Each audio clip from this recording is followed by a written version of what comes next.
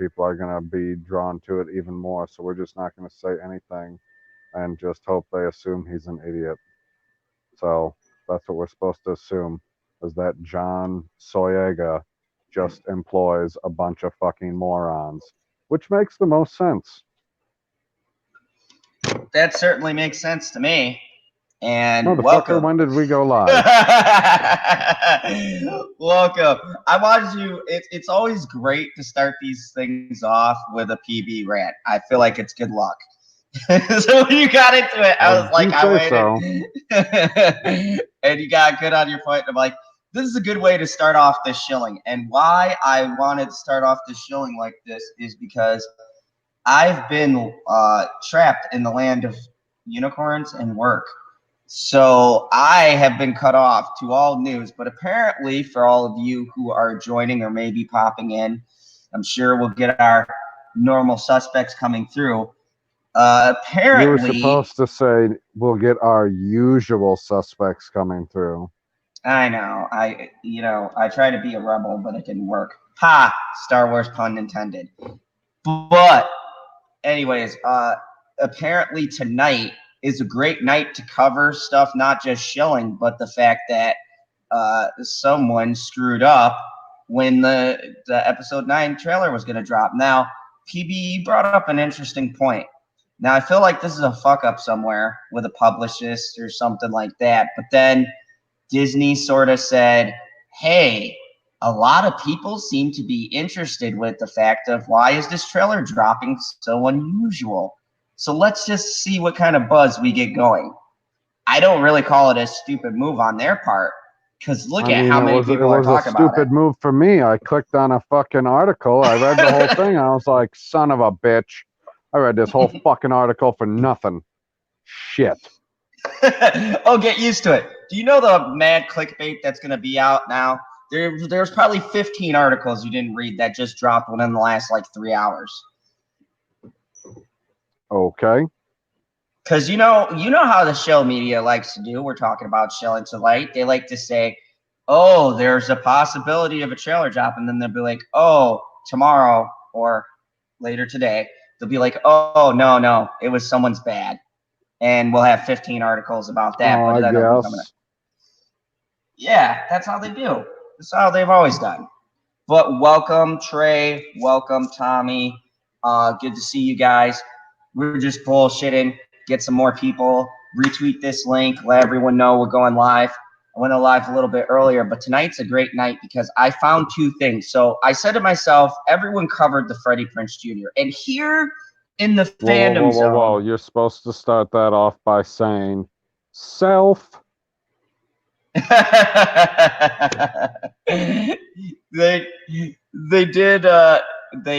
did cover themselves, and they did Freddie Prinze Jr. And no, I'm saying when a person says I was talking to myself, then you're supposed to go, I said to myself, self. Oh, and then you continue on. So I said to myself, thank you. I said, self, everyone is doing this little snippet, right? About in the interview when he went off on a Star Wars rant. But I went through and I watched some of the beginning of that podcast. Oh my God, you perused it?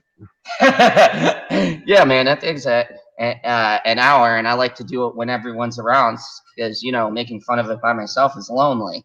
So I listened to it, and there's a lot of stuff in there to just go on about. I feel like Freddie Prinze Jr. is stuck in the 90s. So tonight we're gonna go through I went through the archives and I found the actual podcast, the whole in its entirety with Freddie Prinze Jr. Not just a little snippet.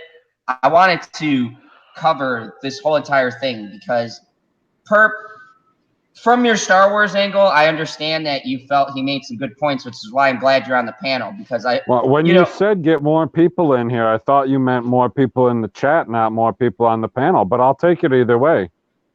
That's how we do. More people in chat. I'm just glad you're calling me people. Yeah. I had to get. I had to get you people. But no, I wanted to I wanted to actually go through this article or this podcast because when you watch it, I feel like Freddie is caught in the 90s still. Wait a second. Now, you say when you watch it, he gets caught. What if you're driving in your car and all you're doing is listening to it? Oh, it still sounds like he's trapped in the 90s. There's a lot of What do you mean trapped in the 90s? I mean that 90s lingo. We all know about the 90s lingo. Like So the he's bro, gonna call something dog, gay? what a we might hear that. This was back when it wasn't PC to say things like that. Now we Perp, can't because you weren't here earlier when he said that he perused the podcast. You didn't watch the Hey! whole thing? Okay. Yeah, So I wanted checked to out experience. Checked out the title. No, I listened to some of them talk because I was like, let me just see if that little snippet was just him talking about Star Wars or it's the whole thing. And it's like the whole thing. Like listening to him talk is hilarious. Just that alone. Likewise. And yeah, I got you, Perp, but I'm gonna keep on rolling, you son of a bitch. Also, too, I pulled up a magical thing from our friends from Collider. So the trailer, I guess, didn't drop, which was a big thing. I haven't been online until recently when I saw it. I heard it's supposed to drop on the 21st. That's what we all heard the first time, and then John Soyego's publicist or agent or something put a tweet out saying, hey, it's gonna be the 14th, and then it wasn't. Yeah, so It's either going to come out this month or next month. Probably this month. No shit. Most likely. It's coming out next week. I gotta tell you, I'm more excited for Maleficent, the Mistress of Evil, as opposed to that trailer. Yeah, I like Maleficent. Dude, that was the only. You know what? I'm glad to get into this debate with you, Perp. That was the only Disney movie that's come out that's been an original idea based off an established character. That's why I like the movie.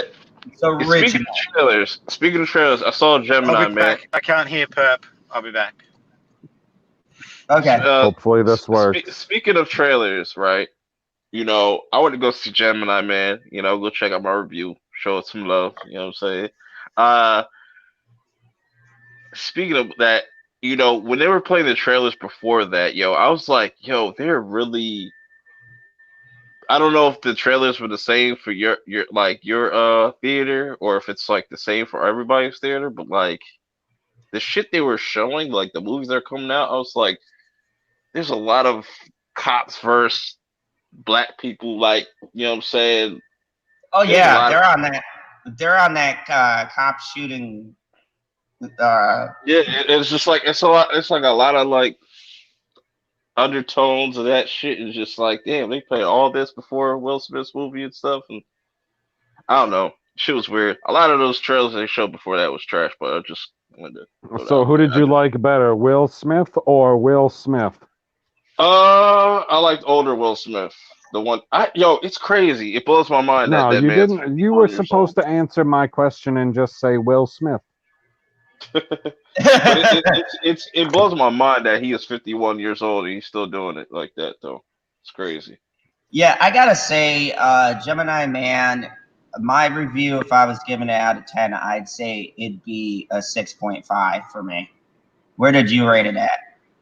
That's fair. I mean, I think, obviously it's not supposed to be like one of these amazing, groundbreaking movies, but I thought it was okay. It just started to fall apart during the end.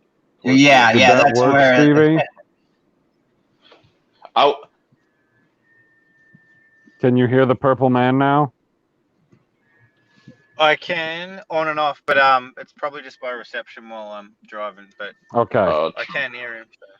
But Zod, I was expecting to see like I wanted like a good Will Smith versus an evil Will Smith. Yeah, That's and we why don't want to spoil anything for anyone who hasn't seen it, but nah, you you don't can. got. You know what I'm saying? You can spoil that shit because most people ain't gonna watch that movie. So I will say that I respected it because it was a new concept, which is something Hollywood doesn't seem to be doing. yeah. I'll give them. What are you It's like talking about? I thought that Ryan Johnson did that concept in what's his time travel movie? Didn't no, that- because it has nothing to do with time travel. This is different. It tackles a different issue. No, You buy them you trailers, you would said have it's a thought totally different concept, young versus old. Oh Yeah. well, It's yeah, clones. but Clones. I've seen yeah, it's clones fighting in episode 2. not.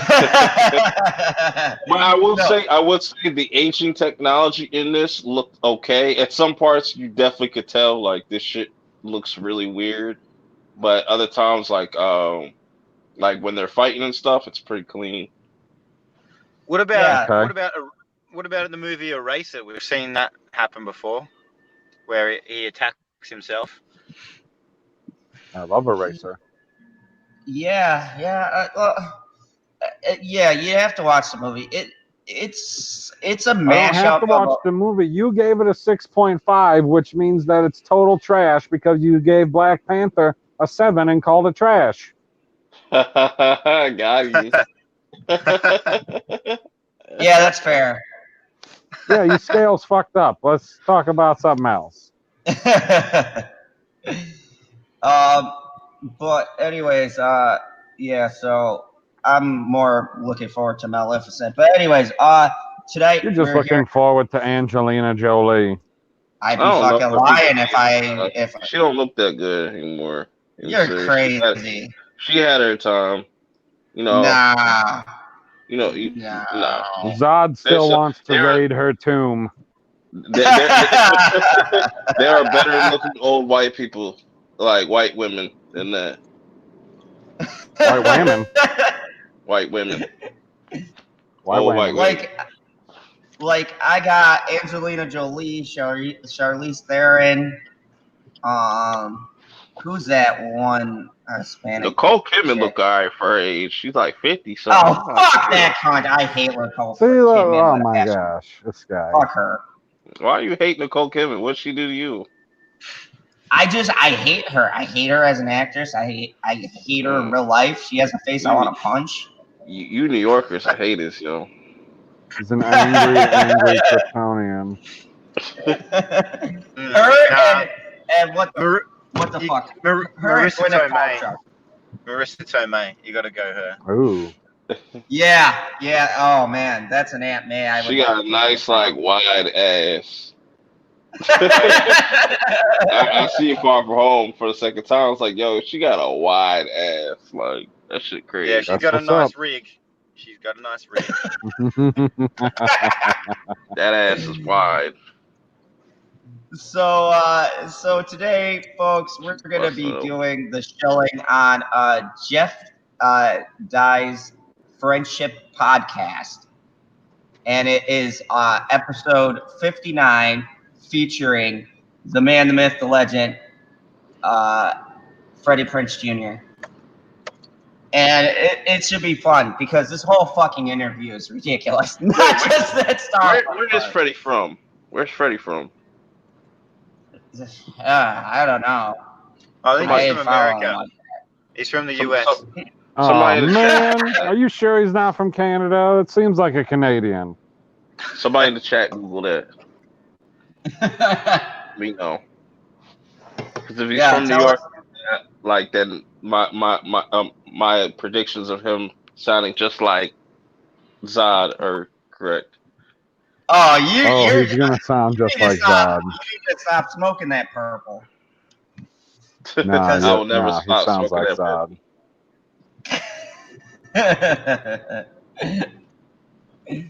Oh my goodness. Freddie is the Senate said Freddie is from Retardville. That's funny, but I really want to know though. It'd be No, like he said Freddie is from Retardville. He looked it up for. Speaking of which, let's address the chat. Welcome, Tommy. Welcome, What's up, Trey, everybody? Courtney. Welcome, Senate, and welcome, Butterfingers, to the Shilling. I Today, hope we will be everybody has talking. their. I hope everybody has their tea and crumpets. You know. I got no crumpets, but I got Oh, lots of tea. you got tea and crumpets there, Stevie. All right, all right. Shout out to Trey Courtney. You know, he Yeah, said of he was course I born do, in mate. L.A. All right, it makes sense. It makes sense. What a left coast douche. Oh, PB. So, I What? mean, not everybody from LA is left. No, some of them are bots like Terrence. And tonight we might go into Collider because these fucking morons at Collider, shilling for Disney, they decided, well, we don't know if Disney's dropping a trailer, so we're gonna do predictions on the last trailer. I'm like, oh, what the fuck are you doing, Clyde? Predictions on a trailer? What? So they give you their prediction of what's gonna be in the trailer. Ugh. So wait, they Anyway. do predictions on the trailer and not the movie. Yeah. That's a new They're one. good. I might have to use that. I think we should wait for like get a teaser trailer and then we all should do trailer predictions. Be like, I think trailer number 2 is gonna show more. You know what? We should do a trailer prediction on the Batman since it's coming out in like 2 years. Yes, I like that. We'll just get together. And I'm not reading that super chat, Shellback, you son of a bitch. But happy 200. But still, you're son of a bitch. All right. Hey, General Zod, just quickly before we get going, did you see that Screen Rant article today that was comparing the writing for the Joker to Game of Thrones season 8? Yes, and I wanted to go to screen. Hold on, let me just put my banner up. Okay, here we go. I wanted to go to Screen Rant's headquarters. I wanted to systematically stab everyone with a pair of scissors in the eye and maybe the throat, and then maniacally laugh with my hair dyed green. Listen. The season 8 of Game of Thrones is comparable to like Love and Hip Hop or Black Ink. Batwoman. Yeah, Black Whoa, Woman. whoa. They only got 2 episodes, man. You can't compare it to that. They haven't turned into a great show. That's ridiculous. To compare it to Batwoman. Batwoman is not a great show. Neither was the season 8 of Game of Thrones. That shit was bad. Real bad. Although it did have great cinematography. I'll give him that. Not We all agree. Super chat from Shellback TJC. Zod sucks. I didn't read that out. You son of a bitch. All right. So let's get down to it and start with this shilling. We got some great commentary. I can't wait. I've been looking forward to this more than the new Star Wars trailer that's supposed to drop today. I'm hyped for that trailer, yo. Fuck y'all. I know. Yeah, no, you responded back to me like minutes later after I posted that link in the group chat. I was like, oh, someone's excited. Let's go. Watch that trailer be fire. People still hate that shit. It's all good. Lit on fire. That's all people are gonna talk about for like a whole till the movie comes out. That's all they'll talk about is that trailer. Yeah, they got 2 months. All right. All right, here we go. All right, go ahead. Never mind.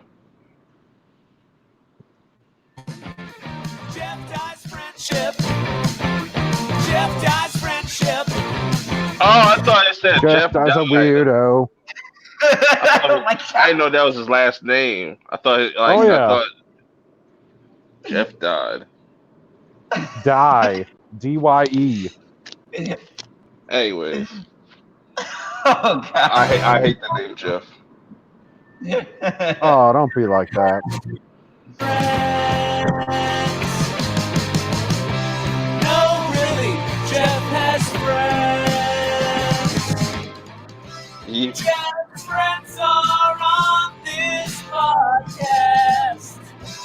my god. Yo, you need a theme song. So we need like a Shilling theme song. So PB can sing it.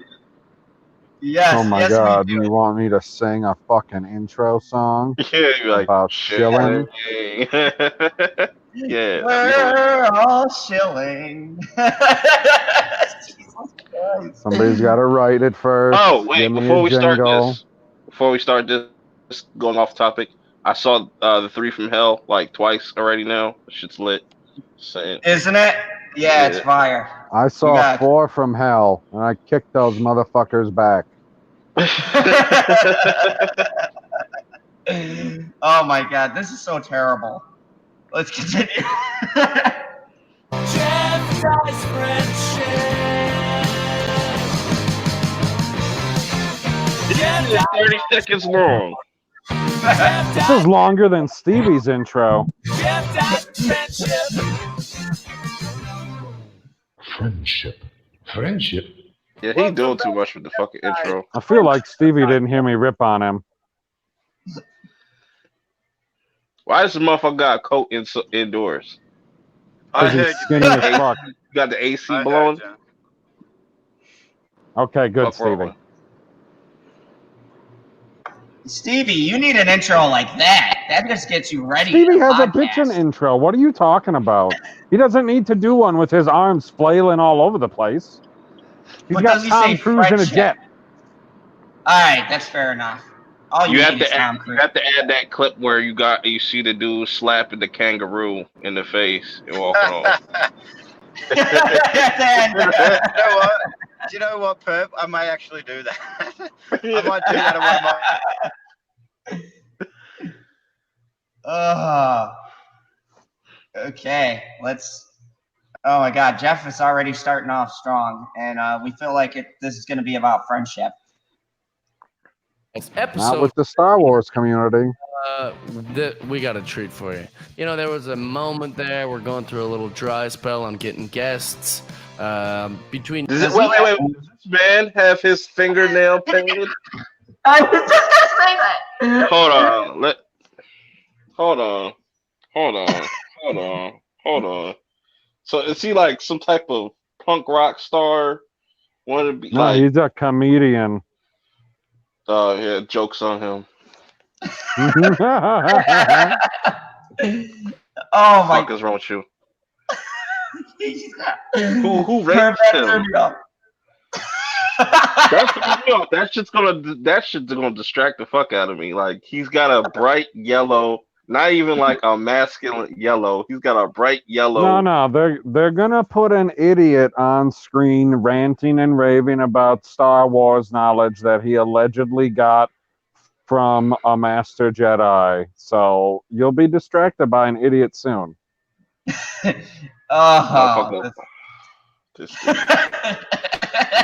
Man. How old is this man? Like Jesus Christ. He's got to be in his mid to late 30s at least. He's got Like somebody in the chat will look up how old Jeff Dye is, and they will tell us because the chat is good like that. Wait, if he has the other finger painted, I swear. He does. If it's a different color, it's probably a different color. Working hard enough to get guests, and then also me getting a guest, and then them just flaking or texting at the last minute. Oh, I can't make it, or whatever. We've been on a run lately. We're having fantastic episodes. I hope you enjoyed the Dietrich Bader episode. It was okay. Guess we've had. I don't know who the fuck that is. Great guest. But today we welcome in Freddie Prinze Jr.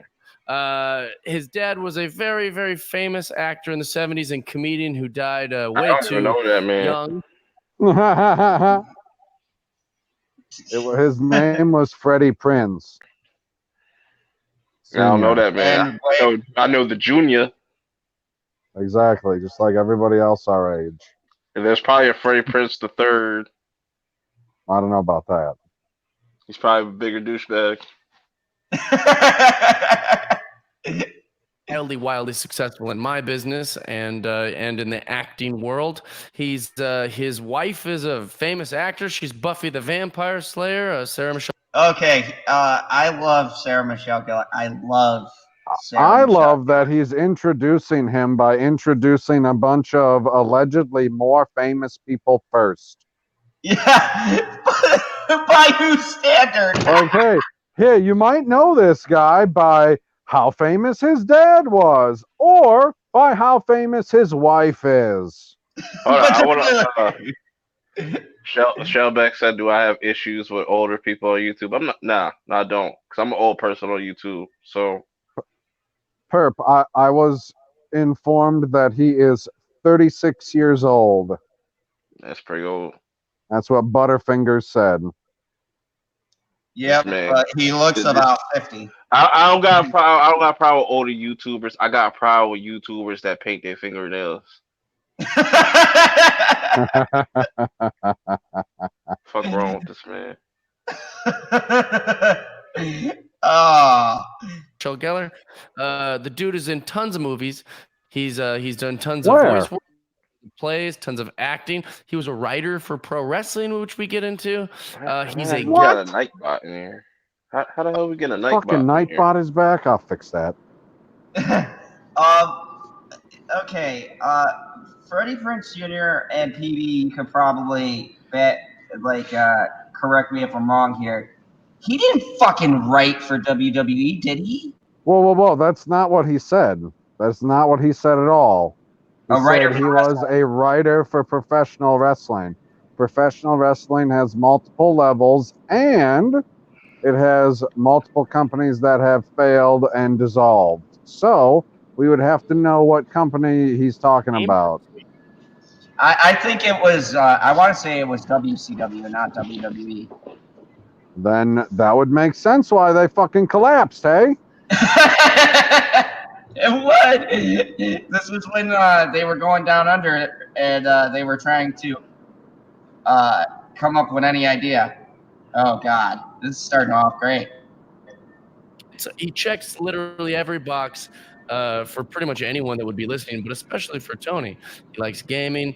He likes acting. He knows a ton about the process of all these different things. I'm not like never done like a bunch of acting classes or wrote scripts and stuff like that. So Tony was very excited to get him in here.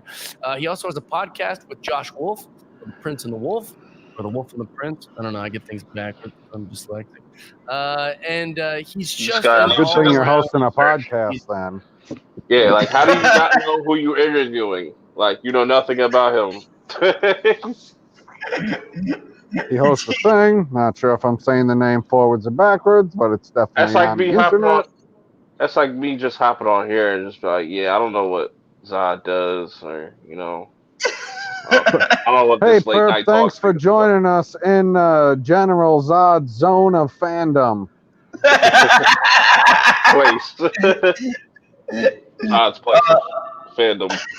His fandom palace. I like Oh, that. fuck. The fandom palace. Jesus. Oh my He did God. talk to you. I was telling Tony before I started this intro. That's probably the least I've ever talked on this podcast. He just gave us home run story after home run story after home run story. There's one part where I actually kind of peppered in a quick comment, totally shifted his subject line, which is my bad. But then he just went off on that perfectly. He just went off on that and started talking about new stuff, which was really fun to watch him shift like a quarterback. Tony who? Who the fuck is Tony? Tony You're Hawk. gonna love Like, I only care about one Tony and he's dead.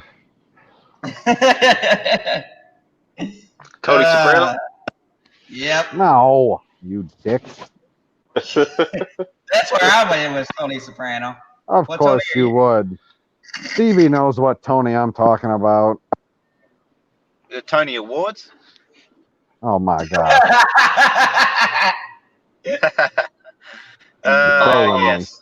That guy that snapped his finger. Yeah, that Yeah, guy. the finger snapping guy, you know? He was in Yeah. Greece. West Side Story, all the good finger snappers. It was a greaser. Or wanting to watch older episodes and clips and things, go to youtube.com/Jeff Dye's Friendship Podcast. It has its own thing. So you're just going to be able to watch all the clips and watch all the different things. If you are a subscriber on Patreon, we love you so much, and you're watching this right now. We appreciate that. If you want to watch it, go to patreon.com/Jeff Dye and subscribe. For $10 a month, you get free comedy club tickets to see my performances live for free for life. Because nobody gonna buy them shits. So Right. use fucking And you Patreon. can watch these episodes. If you're just listening, we love you guys. Thanks for being here. Yeah, subscribe, rate, review, subscribe, whatever. We love you guys. Enjoy. This guy definitely Just does like coke. that, we're in. Oh, boy. That was. Oh What my a transition. God. That was, yeah. That was a transition. Was somebody walking somewhere that they had to play music? I'm feeling like I need catchy music now. Oh, man. Oh, Jesus. So excited to have you on this podcast. Thanks, man. I'm still taking in the space. I'm taking I know. Yeah, it takes it's a minute. impressive It takes a darkness, minute. man. I like it. Like, how many guests? What's the percentage of people that comment on this room? 100%. 100%. Why would you display them if you 100%. didn't want the I guests like the to comment? comment. It makes me happy. It's always funny to see people's reaction because you actually know wrestling. You actually know video games. You actually Yeah. like all this stuff. Oh, So it's dork, but I respect it. Oh, we'll see if he knows wrestling or video games or anything at all for that matter. Because in that 2-minute fucking or 3-minute tirade, he got about 2 things right, and they were totally inconsequential. Wrestling figure collection than you do Mhm. by about 4 walls. Oh my god. And it's pretty much why he's been a starter boyfriend for his whole life. I believe that. Yeah, the girls are like, he's great. I don't know. He has no flaws. And then they walk in and go in that "Oh, one no." room and they're like, yeah, and you just want to do plays. Okay. Now he's a big baller at an HBO show, so now they're like, he's so eccentric. I love his WWE He collection. could take himself. I like love it. nerds. Yeah. I have an Undertaker doll too. Yeah, all right, chickies. He's on to you. Sorry, I went on a random Kieran tangent. No, that's what But we no, this encourage. is my. I didn't know that you guys were giant dorks. Yeah. Oh, yeah. I thought you were cool comics. No, man. We like what we like. That's what we always talk about. That's important. Whatever you like, you should be proud of it. You should, but we live in a culture now where you can be. Yeah. Finally. When I was growing up, no. I stuffed loved in a video locker. What are games. you talking? Oh my god. When I grew up. He's 36. He's 5 years older than I am. Like, what is he talking about? You just don't Damn, talk PB, to the you old. frickin' jocks about the Pokemon cards you're collecting, Freddie. You dipshit. I didn't go to the school and be like, man, I got that Undertaker pillow that I'm chilling with at home. I rest my head on it, and I rest in peace. Now, I didn't say shit like that. It's just like stuff you had low key, and then maybe if you had a friend who had an interest, then they would come over. We might as well have just gone up to the jocks at school and said, hey, check out my new underwear. It's got handles on either side, so you can give me a massive wedgie. Exactly. we need to get Freddie Prinze Jr. on the late night talks just so PB can interrogate him. I would love to give him a fair and balanced interview. Oh, that would be Be like, Freddie, can you please explain to me why you are such a fucking idiot? Lead question. Gotta have that strong lead in. Oh boy. No, my godfather was Bob Wall, so nobody was stuffing me in lockers. They get fucked up. But I don't know, that's not true. I got bullied one time, but then I went to my god.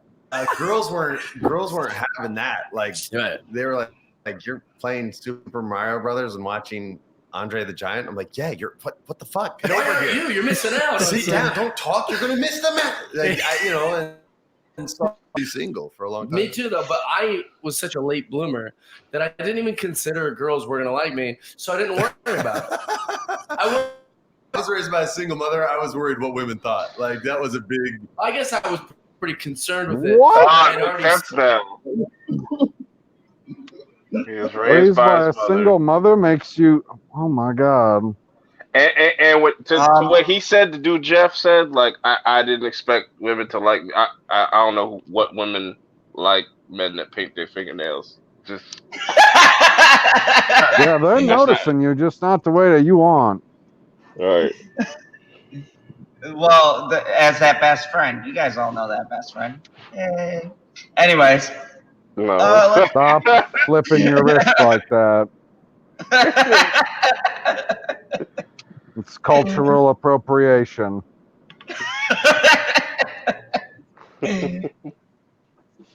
Already tapped out. Yeah, so I was just like all about wrestling, all about video games. I mean, I still am. I just Yeah. happened to find a wife who was like, video gamers don't cheat. So yeah, it's awesome. That's a good way to think about it. I was actually Pause. Little do you know. Video gamers don't cheat at what? Was that supposed to be a joke? I about don't relationships. know. Because like, he's a fucking idiot again. Like I Yeah, see no, video gamers cheating all the time. Haven't you guys seen that research where no video gamer in the world has ever cheated on their partner ever? Yeah, Right. wasn't that? I that must was have with missed that story. That was with global warming. Yeah, exactly. And Well, I think it was You mean right next to the article about the world being flat. Oh. I don't think the world's flat or round. I think it's just an oval. I mean, I did read that on my drive from Green Bay to London. I do. There. That Michael K geography. God, these people make me miss Michael K. Oh, let's continue. guy and wildly successful. thank You have a lot of things going in that direction. So she's like, maybe this will level out. But she knew from day one. We were friends for like 3 years when she thought I was a dork and would make Yeah. fun of me in a loving way. And I just fed her because she was just another skinny actress who I Yeah, worked she was with. hungry. And I hated it. Like, so I fed like all these girls in LA. My cousins all came out. We all stayed in like one house because they wanted to look after me and make sure, I didn't go the way of my father. And so when I started making these movies, it was always with a young female lead because we had to struggle to fall in love for 96 minutes. But at the end of the movie, we were always friends. And I would always like bring him to the house and we would have big family cookouts. And Wait, do you cook? yeah. Oh yeah. You I'm don't, adding you don't follow to his a list. Instagram. It makes me. No, I'm makes my adding mouth to a water. list of your Thanks, bro. qualities. Oh, thanks. You're So doing a cooking. You don't follow his Instagram because I checked it earlier to make myself look interesting. Right. They don't do no. And then I They don't watch it. They don't look at his Instagram. They don't know what the fuck he do. It's terrible. This guy's like the single worst interviewer ever. He's like, All right. oh, he cooks? I feel like Freddie Prinze Jr. got in contact with them, and they was like, "Yeah, we might as well. We might get some views off this because how else do we know about this podcast?" He's pretty much. So I guess it you'd worked out, think yeah. he only knows about the podcasts. Arthritic. You're killing it. Because I was just Hold on, giving you the. hold on. I was told in the chat that General Zod has yet to notice a unicorn. You Man. fucking bastard. Man, how Oh. disrespectful, man. How Unbelievable. disrespectful. Was that by the unicorn? That's what she told me. She said, PB, go yell at Zod. And I said, yell? She said, yes. He's a toxic white male, and he hasn't noticed me. Hold on a second. I just want to say, hi, bitchy unicorn. Yeah. She So, might end up stabbing you one of these days. We well, should say yeah. hello to the other people that have shown up. Mad's Mama Bear, Nico, Nico. Star Woke, welcome. Welcome everybody. We are watching not just a 3-minute The clip. rookie critic was here. I don't know if he still is. Welcome, rookie. Welcome, Kermit. I saw you there. I saw Yeah, PB. we're watching that whole interview, and it's from Jeff Dye's Friendship podcast. And this is the single worst interview performed by anyone. Like, Collider might be shills and forget where their camera is. No, that's Campia who forgets where the camera is. No, Woka does it too. I gotta give Zadis props right now because you know what I'm saying, anytime you do an interview, you do a good job on there compared to some of these people that got like thousands, tens of thousands subscribers That can't are alleged professionals. Yeah. Yeah, because if I'm having someone on, I like to go through their channel, see what they do, so I don't go on there and be like, yeah, so that video you did on dancing was great. And they're like, I do gaming. And I'm like, oh, well, shit. Like, And then you're like, have you ever thought about dancing? Maybe you should dance. but we can dance if we want to. Shit. We won't leave any friends behind because we're all nerds. Oh my god. So welcome everyone who I haven't noticed, and the rest of the panel, please yell at me if someone new comes in and I don't acknowledge them. Okay. Alright, I know you like yelling, PB. So What do you mean by someone new? Do you mean in the chat or do you mean to be on the panel? in the chat. Okay, because I was gonna say as far as I know, you only sent the link out to Proper Jeremy, right? He's the only other person with the link. Yes. I want to Okay. ask something. Wait, before we start this, I want to ask the ladies in the chat, how do you feel about men that paint their fingernails? I knew was gonna do that. Okay. Yes. They So will respond. and Matt. I want to know how Bitchy feels about this. I want to know how Mama Bear feels about this. And Matt, if you want to jump in, let us know. Shout at me, and I'll send you a link to jump in. You can talk about this ridiculous man, because it's always good to have a female perspective. I want to see what she thinks about the one bright ass yellow. That dude. Now that you brought that up, Perk, I'm fucking looking at that nail every time he talks. I'm just like, why is there only one nail? Very distracting. All right, let's continue. The success and the things we like act or gaming and wrestling and stuff like that. But now you add Gaming and wrestling on qualities for us, sure. yeah, for sure. We're talking about now cooking. Yeah. But knowing what you like definitely will help you find the right person, Yeah. boy or girl. Like if they see that they can't rattle you, they stop trying to rattle Boy or you, girl, hey, I'm and they looking for a girl, and they man. respect I'm it. looking for a You might girl. have I'm just someone letting out the there viewers listening know, for- you know. Yeah. You're available. Hey, This girl, is your for online me, dating.com girl, though. profile. Yeah. Jeff, if you're looking for a girl, stop painting one fucking nail bright ass Right. neon yellow. You either better go full throttle and paint all your nails. Don't just paint one. That just look weird. You're not cool, bro. And I don't know. And I don't know what's going on with your hair, but that shit needs to be fixed too, Jeff. You just, I mean, he's got this Dude, teeth he right ain't got no hair. It's the world's worst comb over. He needs to go to Trump's hair guy.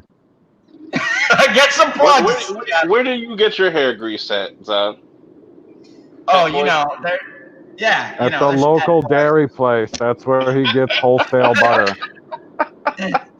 Hey, never underestimate the power Crisco. of butter. Crisco does it. I'm not looking for a boy or a girl, according to Freddie Prinze. Yeah, I like how he gave that pacey answer before we continue. He goes, if you're looking for a boy or a girl, or a girl or a boy, Whichever way you go, it's all right. It's friendship. Fucking idiots. My God. Oh, God. But yeah, man. So you have to know what you like, and I've been sort of a wrestling historian to the point where I took a job at the company twice because I'm stupid, and I still play. I played Red Dead before I came over here Pause. today. Same. I was At least he can admit it. So he's like LeBron. Well, LeBron claims he's a hip hop historian. Oh my God, I didn't know he claimed that. That's hilarious. because he listened to hip hop since he was born, and now he's a Yeah. historian. Apparently, that'd be like me claiming I'm a football historian. I'm not a football historian. I'm just a fan, man. You should add that to your resume though. When you're doing your intros, just be like, I'm PB, the NFL historian. NFL historian. Straight up, yo. That's the truth, bro. Facts. Oh my God. bummed out. Hold The league- on. Shellback says, General Zod and PB, he's just missing a Hitler stash to go with that hair. Not Freddie, but the other guy, Jeff. Jeff. That was a good one, Shell. That was a good one. I like it. But now I'm going to picture Hitler having one bright neon nail with a comb over and the stash. Oh, God. I'm here because that's how addicted to that game. Yeah, man. me too. Like it's hard to walk away from it. How many Sometimes. times have you? So I don't know how many times. We're gonna talk about Red Dead. We're just gonna do it. We have to. Here's the It's not thing. the first time, won't be the last. How many let's be times I'll be honest. like, all right, I'll go to the gym at 4:30. It's 2:00 now. That gives me so much time. That gives me 2 hours, maybe 2 hours and 15 minutes if But if I what if cut you it go close. hunting though? But that's the thing. Then something happens, and I was like, all right, maybe there's a 5:30 class. I'm And telling then you. by the time it's like 7 p.m., I'm like, I guess I'm just playing Red Dead tonight. I've texted my buddies and like I've had sparring sessions where I'm like, so I'm gonna be late, and they're like, well, how far out are you? I'm like, well, after I finish this mission, I'm leaving. Yeah. And they're like, what do you mean, dude? It's in 5 minutes. Hey, I'm this like, kid stole a nun's crucifix, and I gotta grab this. I'm telling you, like I saw some Klansmen putting up a cross. They had to gotta go, deal with bro. this. I I gotta had to deal- handle those scrubs. Wait, are you a good cowboy or a bad cowboy? I've played it both ways multiple times. I've done all hero. I've done all bad. So crazy. He plays it both ways. I knew it. multiple times as well. He's one of them gender fluids.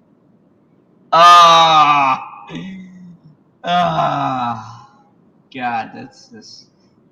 Okay, I'm gonna continue. 3 times through each way. I've This only is- played this is- What? Hold on. There's a bear in the back. Oh, okay. There is a bear in the back. Let's get the bear from the woods. Hello. Welcome. And Hello there. Hello. being that you have so much knowledge, Max, and you're funny when you're calling out ridiculous people, and we also need diversity. This is we're talking about Freddie Prinze, and you've been listening to some of this. So before we continue, what do you think of this ridiculous man? Freddie Prinze, man's just a tool. You know, he grew up. He obviously grew up in the system, but he doesn't know a damn thing about the politics of it. All this thing is just it just screams somebody who wants to be paid attention to. That's a great point. He's like that kid that like everyone used to know who he is, and then they stopped caring, and now he just does this ridiculous thing where he's just like, yeah, I'm still relevant. You know who he is? He's Steve off of Stranger Things. Okay, I will, as promised, I will explain the one nail thing. There is, for some time now, there's this movement been going around about painting one of your nails because 1 out of every 10 children suffer from allergies. Really? And That's the whole thing about it. Yeah, it's been going on for quite some time now, actually. Okay, Matt, but did it say that you have to paint it fucking neon yellow? That's his choice. It could have been neon pink. I mean, I don't know. Yeah. I don't know if there's a. I don't know if there's a color code to it, whatever. But yeah, they explained it on the Wiggles back when when Chippy Bear was little. What he could have done was given some of his fucking cash that he spent on his nail polish to the actual children. Instead of going out buying No. fucking nail Have you polish. ever seen it? Have you ever seen a kid with a $20 bill? That thing is headed for Candyland. yes, Fair but at least the kid will still get his choice to get candy. That's all I'm saying. Okay, before we continue, real quick, it was like that Captain Marvel little thing that they had when they were taking the underprivileged little girls to see Captain Marvel. Yeah. So just think about this. They're forcing someone to watch Brie Larson's acting for 2 hours in the most boring role ever created. So that already is fucking torture. And no, instead of giving the underprivileged girls maybe a coat, a hat, a fucking Captain Marvel t-shirt, no, you get to see Brie. And you don't even get to choose the movie. You got to go see Captain Marvel. I mean, there was other shit out. No, they bust them. They gave them money. I don't even know if they brought them fucking popcorn or soda. They just paid for the movie. Brie Larson reminds me of Jan Brady. Just her whole personality, her whole like feng shui just reminds me. Jan's a bitch. For real. Because she's annoying as fuck. Is that what you mean? Because she's really annoying. Exactly. Yep, sounds like Brie.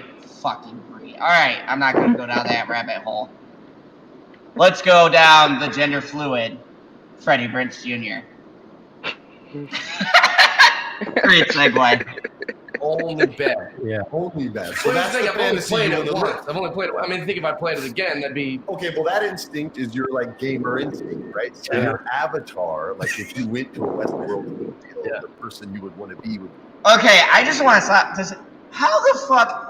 Okay, what really bugs me about Freddie Prinze's interview style is how we're talking about one subject and he goes into like a whole diatribe of random crazy shit. Like, what the fuck does Avatar have to do with? Did playing you say Red Dead Redemption? diatribe? Yes, I said diatribe. Yes, That's not a word. it is. It is now. Yeah. Okay. Diatribe has been brought to you by Hooked on Zotics. Thank you. Coming soon. Volume 2 of PB's Hooked on Zotics. Yes, volume 2. More like I need Yeah. 2 volumes. yeah, you want to play out the fantasy. Yeah. So I grew up more like a loner and didn't have like a lot of friends. So I played what I originally learned it as Paragon, which came from the Mass Effect video game universe, or Hero. So I always played that first. I always want to be the good guy first and do the right thing. Because when I was a kid, I never. Why, dad, I man? was It's angry. way more fun to play as the droids. I had to go to a lot of schools. I got kicked out of a lot of schools. But I would find whoever their toughest guy was, fight him for no reason. Prison rules. You treat public school like jail. You find the biggest dog on the yard and you knock him out. Freddie, this is not Shawshank Redemption, buddy. I don't know where you're going with this, but okay. Did you just say Sawsank? No, I said Shawshank. now you're just making shit up, PB. I swear to God, now you're just making it up. Like, that isn't a word. What the? Jesus Christ. All right. Sawsank. I didn't want to be left with. Yeah. I just wanted to be left the F alone. Right, Like yeah. I didn't like people. I'm still not nuts about them. I really didn't like them back then. So that's why I'm a gamer. It's that lonely life. Yeah. But yeah, so in video games, I always play that guy. Tim Allen be On your Dude, okay, hold on. Pause. I got my first video game system when I was 5 years old. And I don't ever remember a time where I was exclusively playing by myself. I was either playing with one of my sisters or playing with some friends that were down the road or somebody. Yeah, there are definitely times when you are playing alone, but it wasn't an exclusively, oh, you play video games, so they're all single player games. You just go in the room by yourself and nobody bothers you for the weekend. That's not what happens. He's married. Why is he playing by himself? Because she doesn't like Madden. She gets upset when I tell her that she's done the wrong thing. Oh, you mean him? Yes. Phoebe was having like flashbacks. Like, no, you gotta play this, okay? Fuck, I need someone to go for the pass. I didn't spend $60 on this other extra controller for nothing. That's right. It's like any opinion I don't like, I can either mute, block, or rally my supporters to destroy them. Interesting, yeah. And so there is no like common. He's rallying supporters on internet to destroy people. What a Sith. I like Freddie Prinze Jr. Yo. He's funny. He's funny. That was hilarious. Looks aren't everything, though. I see what you did there, Matt. Thank you. Jesus good. Christ. Oh. Really hate something or really love something, and if you're in the Flaws. middle, you don't exist. And I got bad news for like the generation that was born into social media. The gray area, that middle job interview you go on, every life decision you have to make, Sure. every relationship. Okay, all right. I'm gonna call bullshit on this. I have never in my life gone for a fucking job interview and been like, "This is a morally great decision." No, you dumbass. I go in, I go, "Hey, yeah, I want to instruct at this dojo." Well, what are your qualifications? Well, I can do this, this, and this. Oh, you seem like the right person for the job. It's not like, nah, man, you're kind of in the middle for this job. It's like you half want to teach and you half want to kick people in the head. The interview process doesn't work like to that. being mutually exclusive. Like, what moral gray line are you talking about? Like, Jesus Christ. Okay. All right. Yeah. If you're in where you go, wait, what did she fucking mean? Right. That's all great. There's nothing social media can do for it. So there's a lot of people that are straight up screwed because all they know is that form of communication. Sure. Yeah. And it's not me hating. Like, I love millennials. All older people said the same shit about me when I was in my 20s. Oh, you want everything too soon. You don't want to. I'm like, motherfucker, yes, I do. It's Right. just win. Win is, I just want to know win. Motherfucker, yes, And that's I all. do. Motherfucker. Motherfucker. Oh, yeah, motherfucker. I didn't realize Freddie was such a gangster. Oh, he's gangster. He about to bust a cap, yo. Like, I used to sag my pants when I was younger. and these older cats didn't understand, and I was like, "Yo, this is what Biggie and But that- Tupac does." God. But no, that is true though, like, cause like, you know what I'm saying. Like I said, it's always it's a generational thing, you know. Once the kid, like the generation grows up, that's now, you know what I'm saying, the next generation, it's gonna, the cycle just continues. So in like 50 years when they grow up, Yeah, except now it's not baggy jeans, it's fucking skinny jeans. That's what it is now. oh, Nah, it'll be scarce No. dresses. I've got this theory. When women wear baggy jeans, they call it boyfriend jeans. When guys wear skinny jeans, I'm calling them girlfriend jeans. And for I can go with that. you know dang well, Freddie Prinze was not doing the baggy jean things because he's got a severe case of Nasatol. Oh Jesus. He went through it. Yeah, you did. This guy. Let's continue. And so I shit on people who shit on millennials. But I am here to tell you that like there are certain things that I love that aren't like I play too many video games. It's an isolating way of living, and I see how cocky people are online, and the amount of racism that President Obama thought he broke news with when he announced it. I'm like, bro, that's been going on since Xbox Live existed. Because it's anonymity. And you can say whatever when you can want. be a Dragon But Slayer. people are extra racist when they're on Xbox. Them 360 days. Oh yeah. Them chats in the 360. Oh, this is crazy. Yeah, Oh I my was God. when I went through the chats, I was just like, those fucking crackers. I hate these crackers, man. Fucking messing up my game.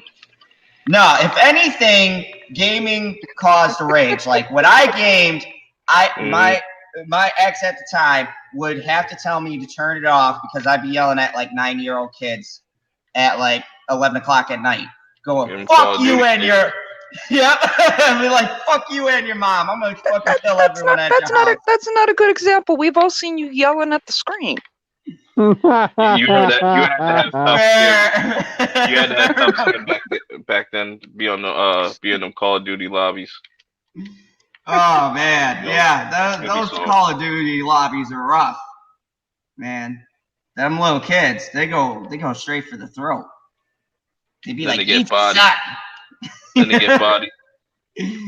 to tell your mom and dad, to tell their mom and dad the moment you start cursing at them. I just thought that was bullshit. Whoa. There's no way that there are little black boys out there telling their dad anything. Oh my! That's terrible. It's terrible. I gotta address one in the chat. Because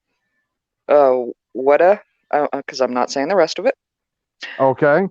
But why is everyone cyberbullying Fred? Because he's Fred. He wears a friggin' ascot. That's asking to be picked on.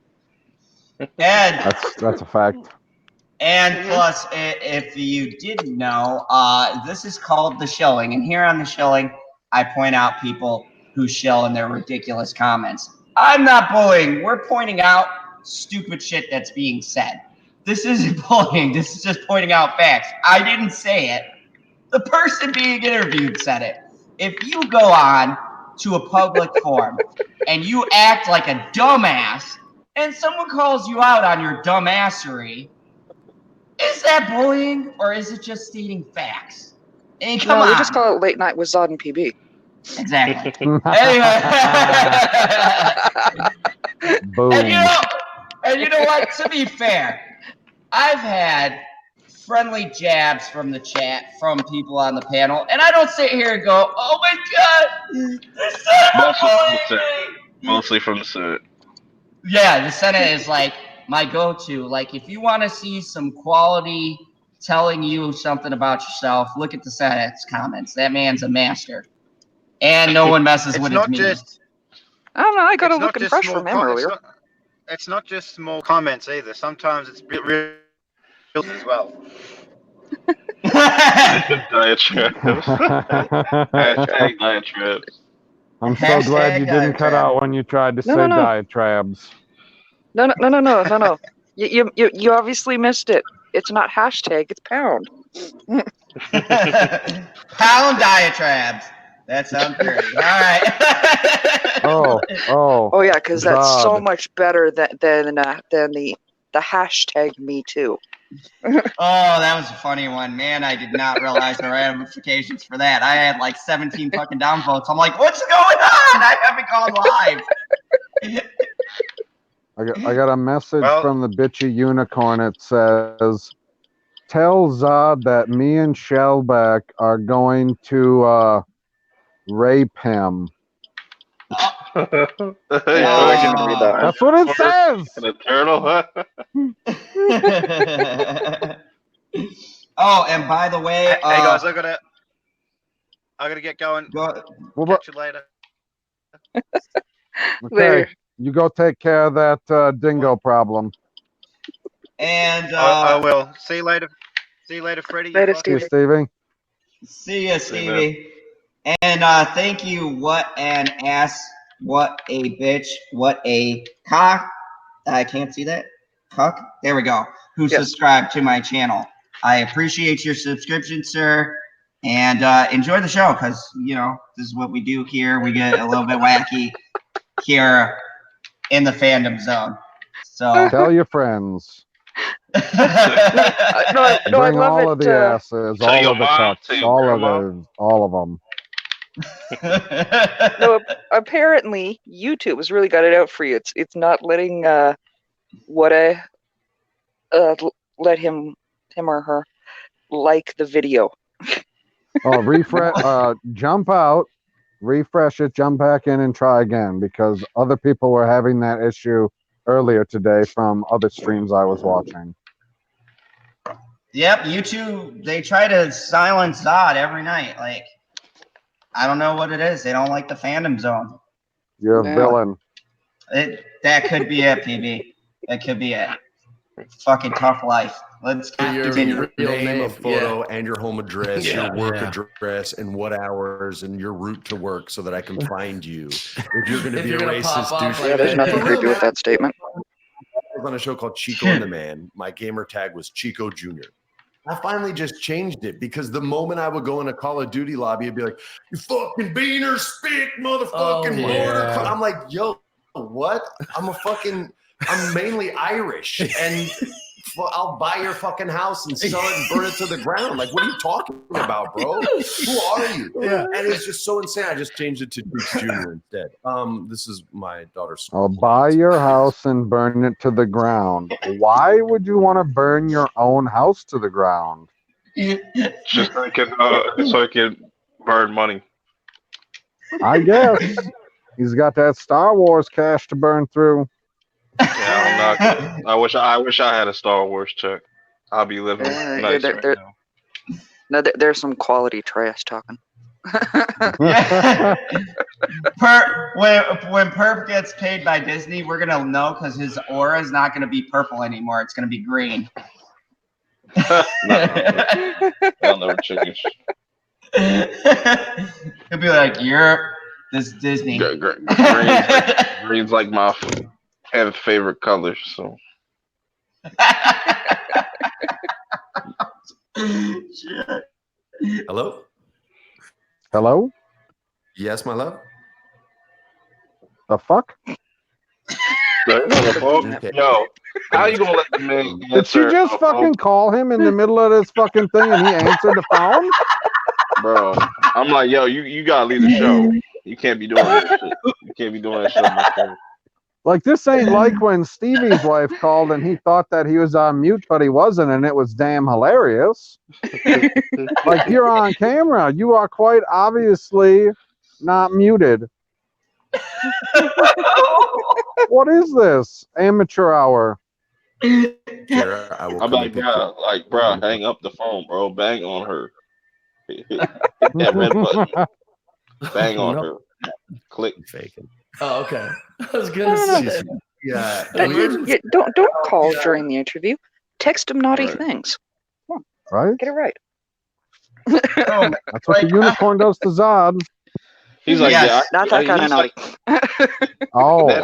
that face right there. He said, like, yeah, I can do whatever I want. I don't really care. They paid me to be here, so they paid me $5,000 to be here. Yeah. I thought it'd be I'm way pretty more. sure you didn't do this shit for free. Podcast We lost our dog to cancer, Oh. and it was her Dogs first get cancer. dog. Yeah, was way everything gets cancer. Okay. Yep, cancer gets cancer. Yeah. And I kind of thought this phone call was going to happen, Yeah. because that's just how kids process a lot of Sure. that stuff. So Yeah. she said, "I have a headache. I feel like I'm going to throw up." So I She said, yeah, she's like "Stay in the morning. office. Yeah. She'll be fine. Don't worry." That's how kids. Oh, do. that's too bad. If it was me, my mom literally would have been like, "Shut up! Don't call again." Like back Dog's in the dead. day, it was more That's hardcore. how you should have been. That's sweet though. She'll be fine, man. We maybe get her a new dog. Eventually, Not too soon. This is how bad my fatherly This instincts are. legit, Let's just well, get you're a not new a- one. You're not a father. They'll be so how so do you excited decide it? to have a new dog. But if I went on stage to tell a joke right now, Mhm. it wouldn't be that good. Their dog just died. You what's that? Their dog just died, and they're laughing about it. I'm lost. Yep. That's what it sounds like. Damn, that's fucked Like- up, bro. Like everyone highlighted the Star Wars thing, but this interview just in general is gold. fucking atrocious. This This is whole better thing than the is whole Star Wars clip. like I'm like this, yeah, and like do you notice how this is the biggest thing that pisses me off about his interview, taking out the Star Wars thing. Like, how do you insult the person who has you on their show? And I mean, like, I catch like friendly jabs here and there, but everyone loves being here. They continue to come, right? This guy just straight up said, well, you know, I'm not a comedian, so I wouldn't go on stage and try to do a joke. It's like, dude, what the fuck are you trying to say? Are you like mocking my profession and I fucking invited you on my channel? You douchebag. Like, really? And he's just like, Freddie Prinze Jr. Great guy. Like, I got millions of dollars. I mean, wow. Just okay. Disrespect is real. Learn through As all you this. go, yeah. If she was one, I'd be like, well, let's get her a new one. Yeah, get her a That sounds puppy. great. And they'll go, puppy. Now Yeah. she's 9. I know not to do that. I've heard other people give me bad advice. The first reaction, I'm like, what the fuck? But I've heard it a million times now, so I'm like, He just said it came out and said that the dude straight up gave bad advice to his face, but in a roundabout way. Like, this is the shit that pisses me off with people who do these interviews or like the colliders and shit. It's this snarky, narcissistic, condescending bullshit that these people say. You're like straight up insulting me. Don't like throw shit at me and then try to say it's sugar, you fucking piece of shit. Well, hold on a second now. Continuum Trek has a point. He says, I'd be arrogant too if I was banging Sarah Michelle Gellar. Fucking got me there, Continuum. You got me there. Hello, Mark. Yeah, that's, yep. Fair enough.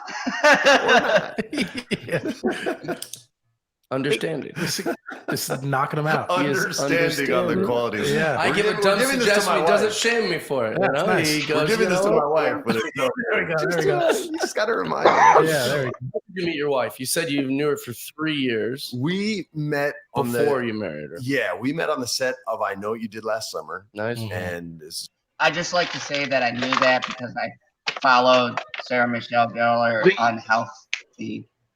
Like, he was on that. He was in there. He was in that movie. yeah, that was like, Yeah. He was one of the Yeah. only people that actually survived. Yeah, Yeah, I watched that That's movie. crazy. Like, that, No, he you didn't know, survive. that was ironic too because he survived to be in the sequel, and she like died like towards the end of the movie. But I'd be like, what the fuck, man? That's bullshit. So how come he gets to live and I get horribly gutted? Fucking 90s, man. He got You know, to live they got to because bring he's that a up in white like every male. argument. Yeah, she's like, well, at least you got to do the sequel, you son of a bitch. I was doing Buffy season 5, you prick. Oh, okay. James Wan made not scary anymore with all his Saw movies Right. and all that shit. Well, okay. Pause. Did he just say James Wan did Saw? Did I hear that right? Yep. I'm more focused on the fact he said Saw isn't a scary movie. I Like, no, I'll swing back around to that, but James Wan didn't fucking do Saw. And, you know, just so, someone in the chat looked that up just to make sure he isn't right, but I'm fairly fucking confident he did not do Saw. It was, I forget their names, but it was 2 writers. He wrote the story like with somebody else, but who directed it? Yeah, he did direct the first Saw. James Wan? Yeah. Yeah, the first one's good. Wow. And That's interesting. Now, Okay. did he say Saw a movie or Saw movies? I think, well, he probably just said Saw. He probably just said Saw. Yeah. I actually go back. I'm pretty sure he said the movies. Okay, hold on. Because then he would be incorrect still. Well, let's get her a new one. Yeah, get her a That sounds puppy. great. And they'll go, Get her a puppy. new one. Now she's not to do that. I've heard other people give me bad advice. The first reaction, I'm like, what the fuck? But I've heard it a million times now, so I'm like, or not. Understanding. Such a Just cool knock him out. Understanding on the quality. Of Yeah. I We're- get a we're dumb giving this to suggestion. my He doesn't wife. shame me for it. Yeah, You it's know? nice. He We're goes, giving you this know to my what? wife, but it's over. There we go, Just, there we go. you just got to remind him every Yeah, once in a there we while. go. How did you meet your wife? You said you knew her for 3 years We met on before the, you married her. yeah, we met on the set of I Know What You Did Last Summer, Nice. Mhm. and this is a Know horror what you movie did. that James Wan made not scary anymore with all his Saw movies You're and all right. that shit.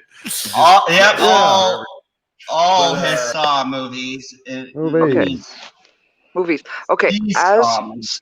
somebody who laughed their way through Paranormal Activity, what the fluff is wrong with you that you think those aren't scary?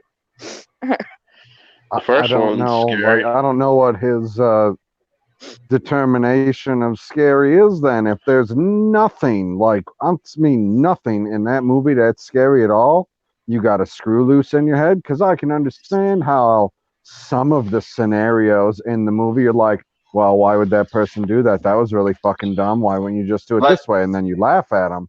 But there's Hmm. definitely some moments here and there that are scary in all of those movies. But no, for me, the only one that's like truly like a real horror movie and not just torture porn was the first one. The rest of all the other ones are torture porn. That's all it is. That's true, but they still have moments of being scary. Yeah, man. Like when your head is stuck in a box with water filling up, man. I hate this. I mean, if you want to see a really scary movie, watch the Serbia film. No, That no, shit no, was no. We're not. We're just comparing it to itself, I'm just not saying. to Alright, other so- stuff. I'm not saying it's more scary than something else or less scary. Just saying there are moments here and there in all of the movies that are scary, because, like Zod said, with the water filling up in the box, like that's going to be scary for one person. It's not going to be scary for somebody else. Yeah. It's totally in your brain. I would say the only like consistent scary thing that pops up in those movies is the Jigsaw doll. I'm like, where'd you get this from? So we know Perk doesn't There like is those custom. dolls. I'll Perk fuck with sees those. that and he's like, son of a bitch. He's like, fuck the trap. That shit's scary right there. Right. How long did it take you to make that? You know, if they remake this, they should have that thing actually like move like unnatural, like it's actually has a life of its own type shit. It's a puppet.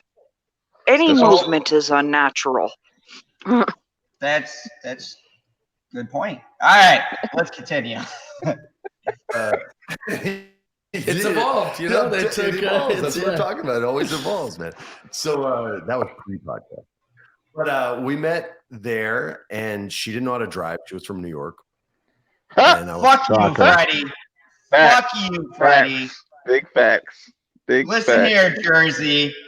Jersey drivers Big aren't the facts. greatest either. Bro, Alright. you heard it from the camel's mouth. You, Okay, look who it's coming from.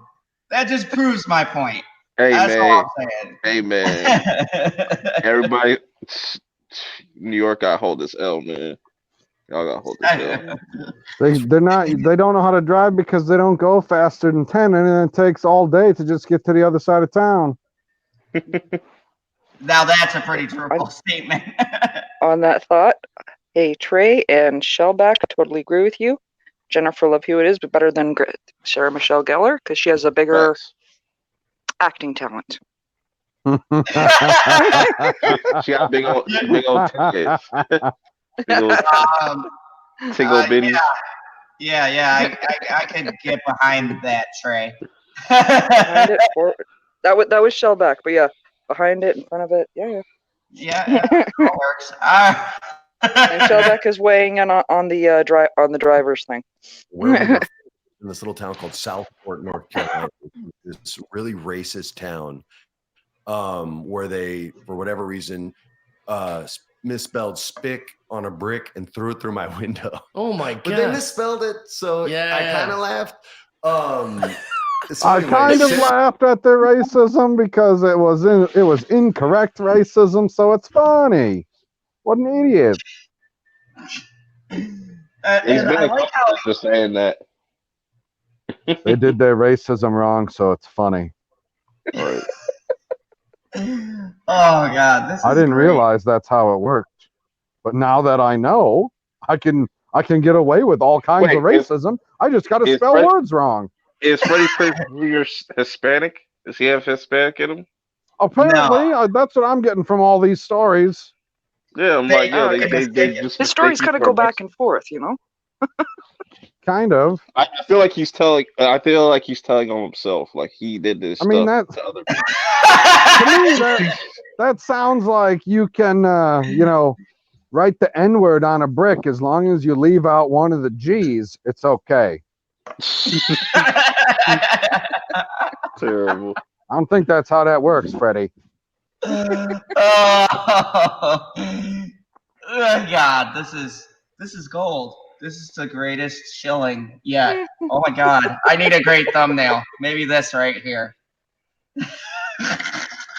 Special. Sarah and I met. What's a spec? SPIK. What? 6 foot. Yes. There you go. Shellback says his father was Puerto Rican. Ah. Interesting. But these two other white men aren't. So Hell no. it's crazy. It's crazy how people picked up the moves that Star Wars rant. That Star Wars rant was literally 2:30. So out of all this, they chose to just take that and not bring up like these two white dudes just saying spick out of nowhere. It's crazy. Anyways, continue. I know. The fandom zone breaks it first. Like I said, nah, fuck that. I just don't want to do the clip. I want to see this whole fucking interview because if he sounds this fucking stupid talking about Star Wars, there's got to be more statements. I rock with Freddie, yo. I'll love with Freddie, yo. He say some ridiculous shit. No, I'm with Dean Winchester. Freddie sucks. And she was in the condo or the little apartment next to me, and she heard the noise, and she had no way to get to the gym. It was like an hour drive to Wilmington, North Carolina, which is a city where like Dawson's Creek shot and all those CW shows back in the day. It's also home of the Little League World Series. Oh, I didn't know. Wait, what? Wait. Go back slightly. Go back slightly. Ooh, a fun fact. I want to hear what he just said. He just dropped another gym. The Little League World Series. No. Oh, I didn't know. Wait, what? Where? I love the Wilmington. I wish that was on. It's the home of the Little League Series. No, You guys know that? No, he said something about the CW. Wilmington is where they filmed Dawson's Creek and all that's where the CW used to shoot all their shows back in the day. CW show. Time shows. Now most of their shows are filmed in Vancouver. Know that?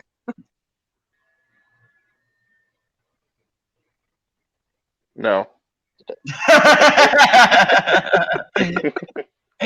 Perp just got his mind blown. TV. You're thinking Williamsport, Pennsylvania. Oh yeah, you're probably right. I am right. Fact checker. Yeah, I'm right. He got me. He got you. Me. That's all right. I was with you. I was like, I gotta keep him. You know. No, you have to keep me honest. all. Hey, we got one of those. No, I'm from Wisconsin. I'm not a fact checker. I am a fat checker. I'm a fat checker. Sometimes he fact checks my opinions. Yeah. No. You're like, I'm telling you right now, it's I just don't like it. Wow. If your opinions can be fact checked, they're not opinions. Ding dong. Her chauffeur, and we'll take her to the gym. And that's so nice. Yeah, well, we're young, nice actors. So, Ryan and I would jog together. He was nice too. She could drive, so I didn't have to drive her, but she was nice too. We all got along. And when we got back to LA, I invited her over for a barbecue one day, and she came with her mom, who was super, super sweet. And then we started cooking over at their house as well, and we became homies. And then we were going to go to dinner. Homies? Wait. Homies? I was thinking it's like, yo, she brought her mom over. I smashed the moms and her. Got all of them. Oh my. They Oh all my got God. food snacks. Good morning, Theron, and Final Death Star. Jesus. We became homies, and then after that, I was like, "Yo, you want to be my boo?" Yeah. Fuck me. Oh, bitchy, if you're still there, if I ever say any of these She's things, not here at the moment. She's gone. No, she she said stepped out. she'll be back in a little bit. okay. I don't know when the 30 minutes is up, so hold that thought and say it when she gets back. Yeah, let me know when she gets back, because she'll get a kick out of that. Anyways, let's continue. Oh my God. Yes, Homies. yes, Trey. He really said homies. Apparently, he has color identities issues. We,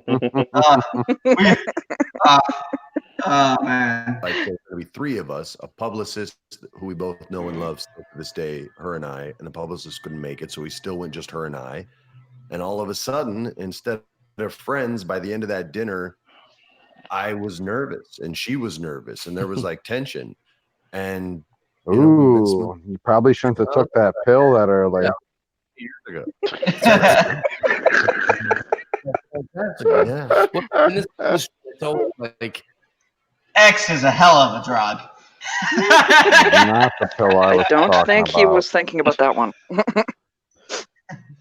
Well, I Fucking mean, Zod. if you were talking blue pill, I didn't think that would be in that age. But you know, everyone needs help. Technically, no, it wasn't back then, but still, it follows right up with Perp's comment of, I'm going to smash this one, and I'm going to smash that one. Yeah, he's got to keep up. Get it? He's got to keep up. Oh my God. this exciting new thing. I feel like with every project, there's this new tension with somebody, or there's this whatever, you know. This isn't my quote, but Kathleen Turner famously said, "Movies are a marriage with a guaranteed divorce." Yeah, and she couldn't be more right on that. And that goes for friendships as well as relationships. Like, you'll be so close with an hour where you're like, "This is my brother, this is my guy," and then you'll never hear from him again. Yeah. Oh my gosh, and it's right. It's that happens all the time. Normal, because most of those people are shit. Maybe pick better people. You ain't gotta hang out with them and think that they're your best friend. If you thought they were your best friend, it's because you're a naive moron. They got that Star Wars check and they bounced. He's like, no, I got paid. I ain't talking to that fucker anymore. Right. Freddie, no, we ain't homies. Who's Freddie King Jr.? He's like, I don't rock in that hood, man. I'm not hanging out in Oregon. That you kind of just accept it. You Sure. know what I mean? Like, people think Matthew Lillard and I are really close. We're not. But when we were working together, People think that. You know, I Paul know Matthew Walker, Lillard's got some taste. but and everyone's, I guess, is guilty of this to some degree, but you have those relationships and friendships where you go, "Hey, let's get dinner on Wednesday," and then Wednesday comes and you just don't want to go for whatever reason, and you're like, "Hey man, can we just reschedule for next week?" And they're like, yeah, do that. And Paul and I would do that a lot with jiu-jitsu because it was something we both shared and loved, and both knew the Gracies and Machado families really well because of my godfather. It all goes back to him. And so it was one of those things where we did that movie and we became really tight. We bonded on jiu-jitsu. This is before MMA was a thing. I mean, it was still called martial arts. It wasn't called mixed. Yeah. You know what I mean? So and the start of UFC was very gimmicky. It was like, a jiu-jitsu guy versus versus a striker guy. Wait, what? Oh, no. Oh, he No! met. Yes. You motherfuckers. Zod It ran was brought to you never. by Mix. It was never a fucking gimmicky thing. When fucking UFC first started, first of all, it was considered like a blood sport, and it was like if you fought, it was real fighting. And they introduced them by their fucking style because people didn't know what fucking style they were doing. So you would say, this guy is so-and-so. He does karate. So when he's throwing a fucking kick and punch, you could go, hey, he's doing Kicks and karate. punches. And Zod, take a deep breath. You're starting to If sound like you get any more pissed off, PB's dogs are gonna start barking. You're starting to sound like Freddie Prinze Jr. now. Like, what the fuck are you talking about, guy? That's not how that works. Like, That's not how it works, Freddie.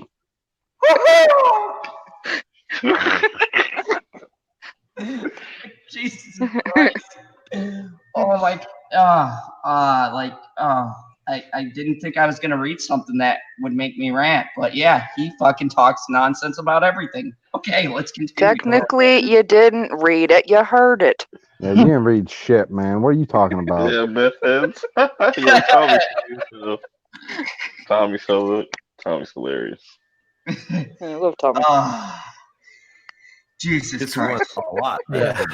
Street Brawler versus The poor street brawlers. They, you know, always got rocked. they had to give him another street brawler. Or they just looked so rough sauce in there. I like that though. Made a place for guys like Tank Abbott It to be did, like, yeah. and when they gave him other street fighters, he looked great. Yeah, and then every once in a while, like this guy wrestled D1, Yeah, and yeah. it was a I kept What a waiting shot. for those Street Brawlers to be like, that's not fair. He's doing like a thing that's not fair. That's not fair. Street brawlers. Oh my You god. want the somebody's reason why- Kimbo slice? No, I can't go in. I can't Slice fucking, you some of this Don't get a Kimbo? heart attack now, son. Don't get a heart attack, man. You sound like you about to get a heart attack. No, I I'm can't just fucking go chuckling into about I'm just chuckling about Tommy's comment in relation to all of the grunts Zod's making. Tommy, it's fucking ridiculous. I don't know what's happening right now. This is the guy who Freddie. Yeah, so sounds like you're taking backdoor deliveries again. No, there's not a unicorn here anyway, so let's continue. Don't knock it till you No. try it. Anyways. We're used to Wow. No comment. Yo, yeah, that doesn't play anymore. But there's a lot more mixed martial arts leagues that are coming out now. There's crazy ones in Russia that have team MMA. just. Oh my Yeah. Where it's Okay.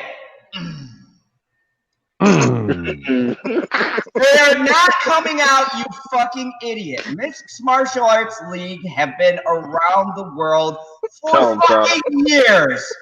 Oh, they're coming if they're making noises like that. They're just now getting noticed because of UFC. Not because they've been fucking just created like yesterday and now Russia's got some. No, they've been a thing. Guess what? Thailand has had kickboxing for fucking years. Well, at the end of the day, MMA is dead. Nobody watches that shit. Okay, I Watch don't it know more why than they that's watch that. boxing. True. It's like Huh. 5-on-5. and It's you compete. Like, it's crazy. Well, but So- also like they've learned it all, right? Like, isn't that what the UFC's kind of become? Is like they're teaching you all the. Well, it's this young generation coming up now that are training all forms at the same time. No, they haven't. They're learning everything, but they haven't fucking mastered it. Mixed martial arts is just having comprehension, and then you specialize in a particular style. Okay? Fucking George St. Pierre is really good at striking, but he's learned. George St. Pierre, oui, oui. You but like he to fight you learned, in the Canada? but he has learned to fucking defend on the ground. So if someone takes him on the fucking ground, Yes, Okay. I'm picturing it right now. You Zod will not wants take to George down to spin the kick ground. He will punch you in the face. Zod wants to spin kick the shit out of Freddie Prinze Jr. right now. Yeah, he does. I've never wanted to punch someone in the face so much right now. Oh, that's pissing me BB off. Shellback's comment. Oh, hold on. The one that just came through. Yes. Welcome to Unicorn Sex Noises with Zod. Show back, you son of a bitch. Oh, geez. Let's continue down this heart attack waiting to happen. Before you restart it, there's a question from Will Gentry. Go ahead, Will. For you, Zod. Okay. Go ahead. Says- He's not like he can say it right out. Oh, I will read it to him. Zod, will you buy a decent microphone if I promise to finally subscribe afterwards?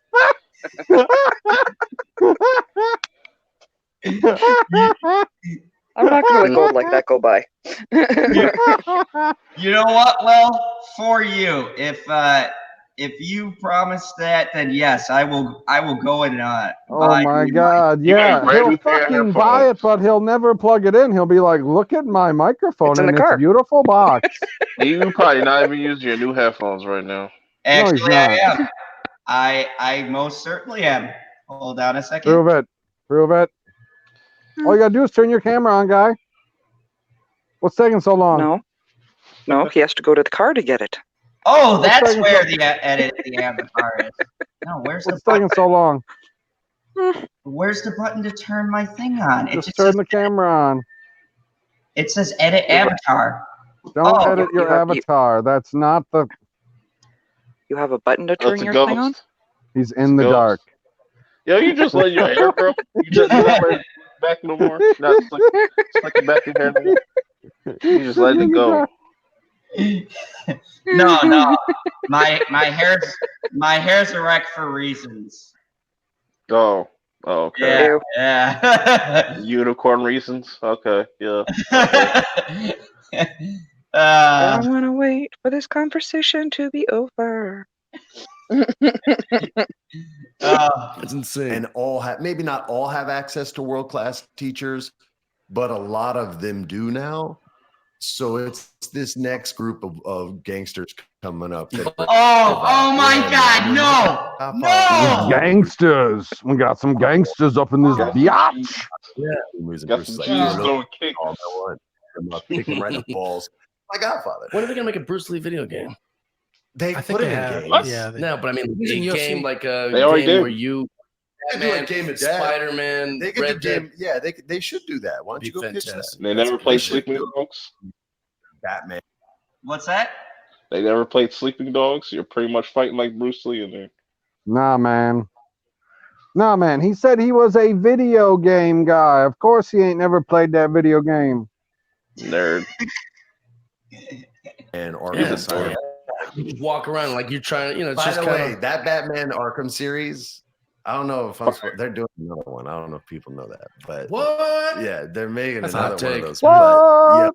Yeah, people already know Okay. that. They've been talking about that for months. Well, they're Hold better up. than the movie, period. But Hold on, they Zod. rival- Whoa. Yes. Zod, before you go on your rant, this is where you go back to the point that you wanted to say after saying, "Welcome back, Unicorn." Oh, yeah. So unicorn. If I ever use any Oh of my this, God, no, you do no. First, you're supposed to say, "Welcome back, unicorn," and then proceed. Oh, that's how that works. Yeah, Yes. she was laying it out for you literally, and you still were like, "Nah, I ain't fucking doing that. I'm gonna Ryan Johnson this bitch." Subverted expectations. Yeah. Welcome back, bitchy. And if I ever talk like this or I call you homie at any point, feel free to smack the shit out of me. And when you smack the shit out of me, make sure you take a picture of like just my face going, because I want a massive fucking slap in the face. If I sound It'll like go viral. Yes, if I sound like this fucking idiot. Oh my God. Ugh. Okay, now to my point. Freddie, how the fuck do you compare a video game and go, yeah, those Arkham games, way better than the movie. Fuck Joker. Fuck Heath Ledger's Batman. No, Arkham Asylum. That's better than any movie I've seen in 2019. Arkham games is fire. Jesus. Like the animated series from the 90s. Yeah. And the fact that they used Mark Hamill, which is the only Joker. He's the best Joker to me. I'm film Jack Nicholson probably, and then Mark Hamill. Oh my! I can respect him for that.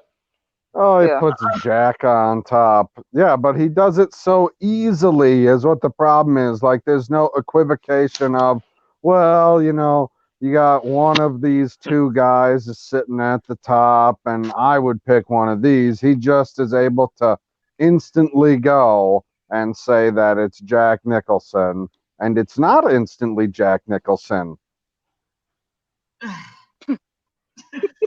Yeah, wait until they get a load of me.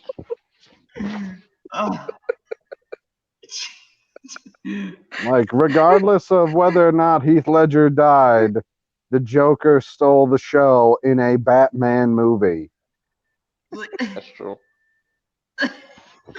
This fucking guy. I can't. I know, Mance. I know. I don't know what's. Oh no. Mark's comment about Continue on Trek's comment about PB. I can't. Oh, what is this? Well, now you gotta read it. Oh, that's funny. He said, PB, you're always hard. Oh. No homo. No homo. No homie. No homies here. Homies over hoes. Oh, Will Gentry is pulling up a quote from October 15th, 2019. That is today. It says, fuck Joker, fuck Heath Ledger's Batman. Zod. You said that, Zod? No, I didn't. But I feel like that might be ad-lib just because I'm so pissed. No, I'm keeping a good mental stock of what I'm saying right now. Are you sure you and Freddie aren't related? Because didn't you say you're Irish and what? They're what else totally related. No, I'm not. Dude, you're half Puerto Rican. He's half Puerto Rican. You're both from, or wait, You're he's both from Irish? California? Yeah. He's the opposite. He's the West Coast version of Zod. Okay, he's West Coast Zod. He's left coast Zod. Oh, God. Hashtag left coast Zod. Exactly.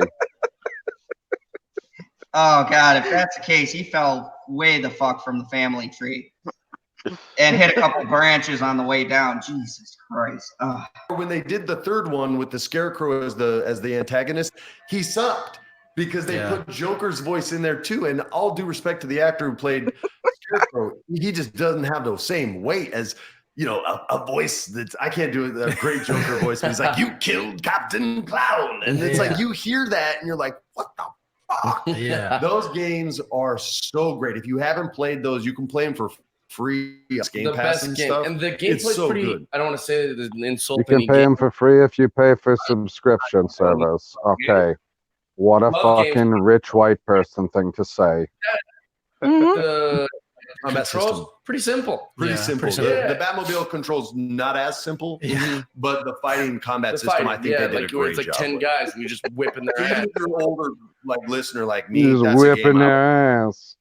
It's very different than Red Dead Redemption, but equally satisfying. There's a scene, I'm sure you guys, or I hope you remember, where like you're in this kind of like watery like warehouse. I don't remember it. Is out and gets you? You're thinking When you're you're in the combining sewers? two different missions. You're combining the Killer Croc mission in the Yeah, sewers. That was Right. Where if terrifying. you make too much noise, Killer Croc, voiced by Steve Bloom, my homeboy, comes out and fucks you up. Or when you're in the Oh, museum, name drop.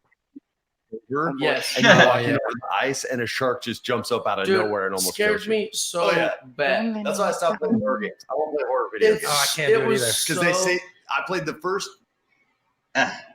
You can't play horror games. that one's just too simple for me to get. Yep, I believe this panel can't play horror games.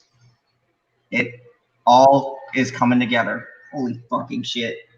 Ugh. The first, not Silent Hill, Resident Evil, and the original gamers will know this scene. I'm in a school. Oh, I don't even want to talk. I'm getting You I'm fall like a sweating little under my girl? armpits. That's Silent Hill. I'm sweating under my armpits just thinking about this.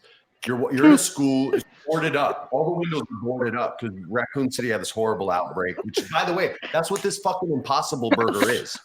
Turn people into zombies. Oh shit, man! We actually agree on something for once. The Impossible Burger is trash. Wait, did you realize that he just went from talking about Resident Evil to the Impossible Burger? This dude is all across the board. Like, yo, he might legit be a psychopath. Might be. Again, he thought the Saw movies weren't scary. He's like, I've done worse in real life. Like, that's a basic Sunday fun day. Hey, do you want to play a game?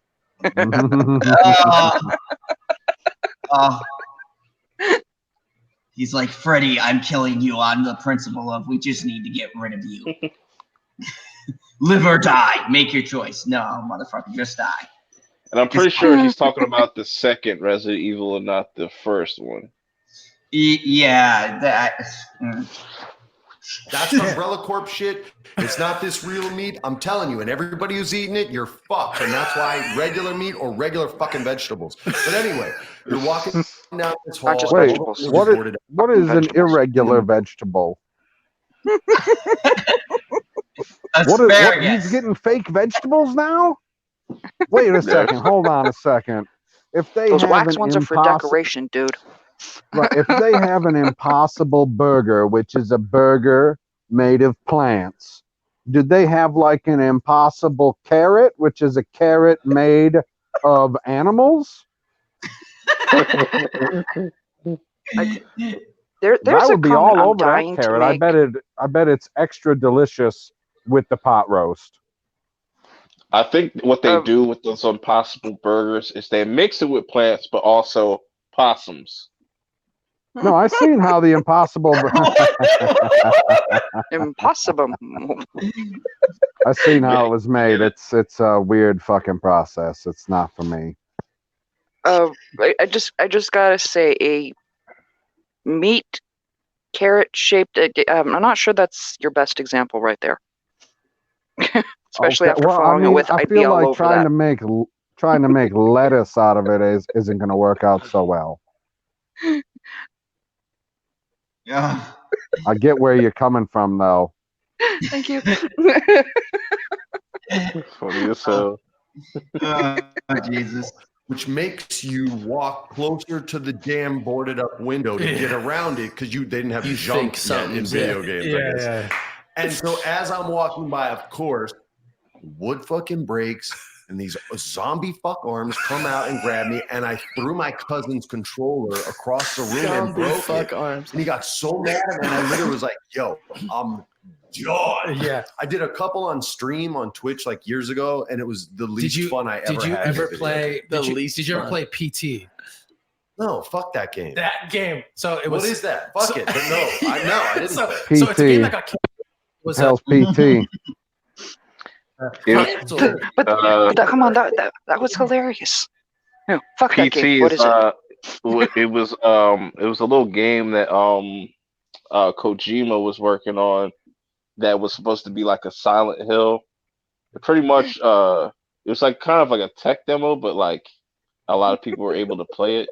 Like you just go around in this one area, and then like the more you go around it, the creepier shit goes. I've seen people play that shit. I was like, nah, I wouldn't play that shit. I wouldn't play that shit neither. Nah. I'm good. I don't like the game. Okay. I like Fear. That shit fucked me up. And continue, Trek. I plead the fifth. Okay. Oh, okay. Well, I can't see the comments, but that sounds interesting. Demo. That was like PS4 for free. And at the end of the demo, you find out it was Silent Hills.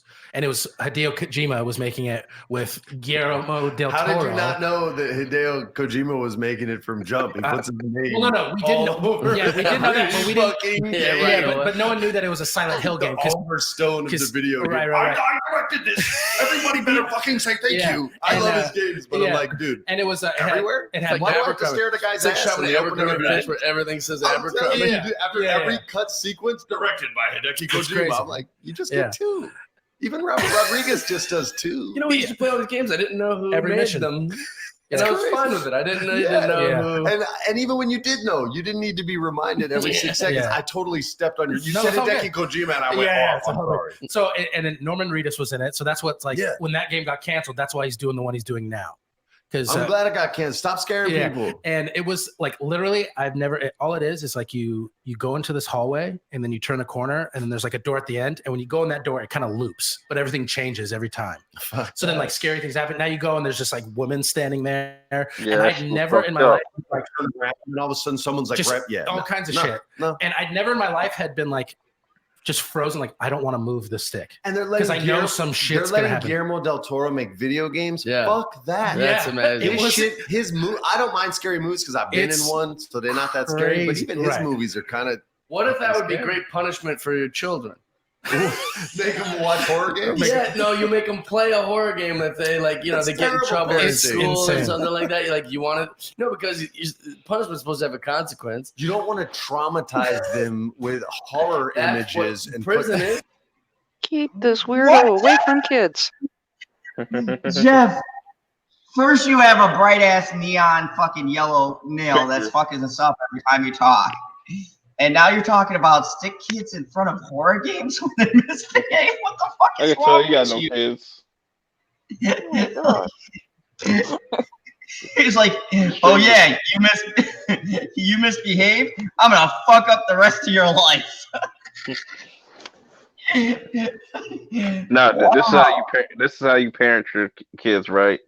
If they don't get off the game, you take a sledgehammer or a bat to that shit and be like, no more games. If they get upset, if you get upset, it's like, oh well, I paid for it. That's my L to hold.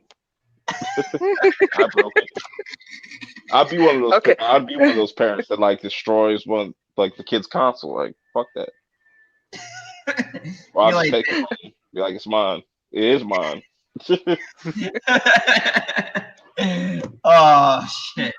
Parenting from the fandom zone. Yeah, okay. I have to admit, I absolutely adore Unicorn. Because she says, okay, I see women standing there, and then him saying, I don't want to move the stick. And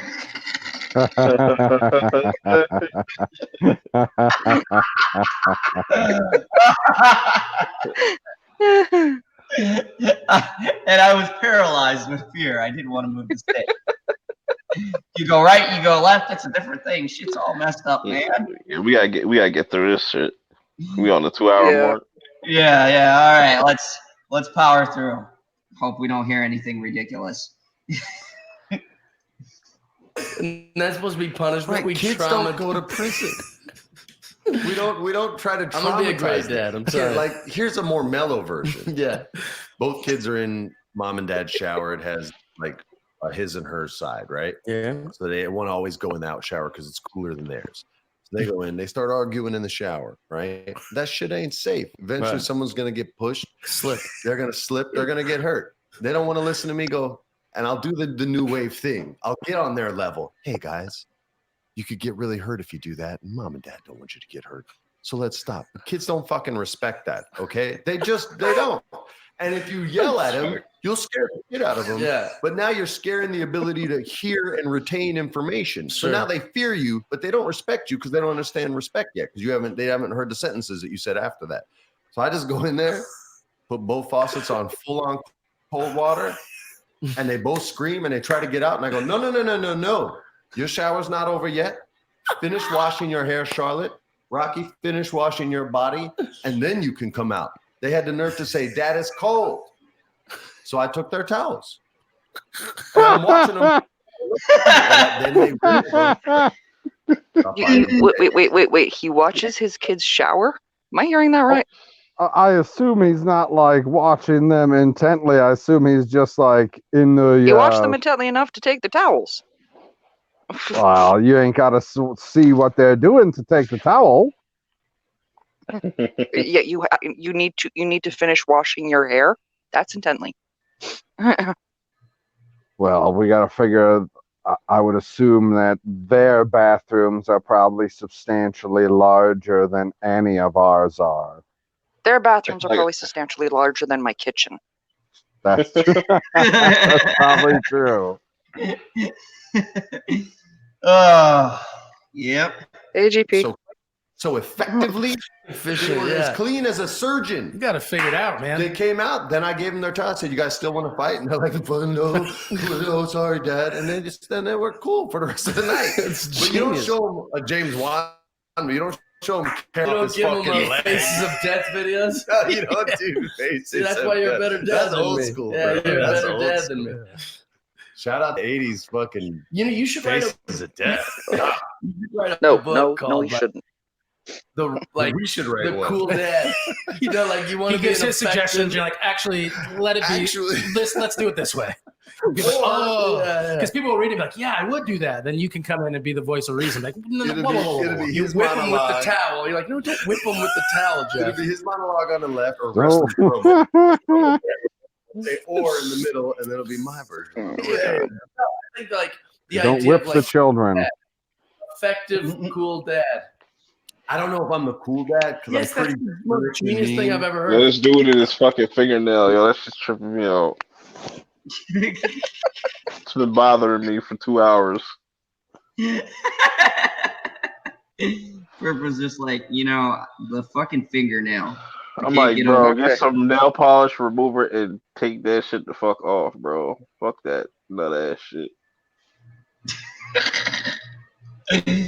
generation are more like the friend parents. This is like the friend parent generation. So I don't fit in with them, and That's they why think it'll I'm be a too great straight. book because they'll be like, man, this guy's. It would be great, but I don't know if it would sell. That's true, and I don't know shit about books. Well, I mean, Like, you got I to wrote think. a cookbook. It didn't sell that much, so I don't either. I don't know his books. I don't know why people are But buying. you got them. to think the people that would buy it are the ones who don't know. They're new parents. You know what I mean? You would Yeah. hope. It's not going to be people who are already parents who think they already got it But figured they're out. just You know what I watching mean? YouTube videos. Yeah. How to be a cool, great parent. Yeah. Oh, this person has it figured out. They have Yeah. 27 million followers. Right, Do they right. know? For those Yeah. coming in, we are watching the full interview of the Freddie Prinze Jr. train wreck. That was a wonderful, wonderful recap. Yes. Thank you. People, this bullshit extends beyond just the Star Wars comment. Like, this interview in general is just gold. Pure gold. I have never heard so much dumb shit before in one space in my life. Wow. Scary. Their kids, they're on their YouTube channel, but all right. I always think like the best stuff. Like I am in my brain. I go, yeah, man. If my parents were like, listen, if you don't get good grades, we're gonna make you play this this game. I'd be like, I oh, would be in shit. heaven if I was a kid. I'd Be be like, like, I get to shit. not play because it's too old for me. Fuck yeah. That It would is be true. game on. Maybe Maybe I like just my mom make him going, really you have to into go like watch horror. Terminator. All right, I'm only 9. That Yeah. fucking rocks. That's true. If I just make them really interested in the subject, and then later on they'd go on to play like horror Then they games. become the next James Wan. There you go. Then his movies won't be scary. He's got a real obsession with James Wan. Did you just say burn? Oh my god. Not the wrestling thing. What like you're already like doing movies. Yeah. In my opinion, wildly successful. Like I was I Wow, was like a successful. Yes, Pitch Perfect was a great movie. He Go was in fucking that? look up that one for that. Yes, he Really? was. You watched I that? don't remember him in that movie. I'm pretty sure, or not. I've Pitch Perfect, seen I've seen that movie like 10 times, and no, I he, don't. No, he no, was no. wrong. Not Pitch Perfect. It was a baseball movie. It was fucking terrible. It had something to do with that, though. Oh, he was in it. Of course, it was terrible. But yeah, like you're acting like Freddie Prinze Jr. is like this big star, like he did The Dark Knight. He did not. He didn't even do. He did fucking Wing Commander. Anyone see Wing Commander? No, you were smart. You didn't see it. I did. You're welcome. Where's I'm your not review? congratulating you for that one. I didn't see a review on your channel though of Wing Commander. By special request, I will drop a review on Freddie Prinze Jr.'s masterpiece, Wing Commander. Well, how am I supposed to know whether or not to go and see it if there's no review? That's good. That's a good point. Thank you. I gotta do like a vault thing where I review these old movies. Maybe I'll do a. Where you let the women that you've put in your vault out? I agree. PB, that is only the Asian women that I have locked in the basement. Come on. Oh, It's okay. Well, I'll save you. I'll save you doing the 20-minute review that can be summed up in 20 seconds. Don't. Well, shit. That just. That one wasn't, but I did But make I was into it successful because I was movies. obsessed with Jessica Biel. Oh yeah, and I also love As you should have baseball. And you're great. So that's And three. We're gonna win. And all what I three. appreciate is because I grew up playing baseball. I played for almost 20 years. I hate when I watch a movie and they just don't look like a baseball player. We've talked about this a bunch. And that's so I because of really, Mike Tolan. I really appreciated you. I was like, he looks like a pitcher. Like you got it down in the movie. The director, Mike Tolan, all he makes is sports movies. Like, Yeah. Google him. He's made every sports movie that you guys have seen, even documentaries. So he knows his shit. And it was very important to him. So he did the Wildcats? He didn't make Mighty Ducks, so he's trash. No shit. So eat a dick, Freddie. He gave the then Rockies pitching scout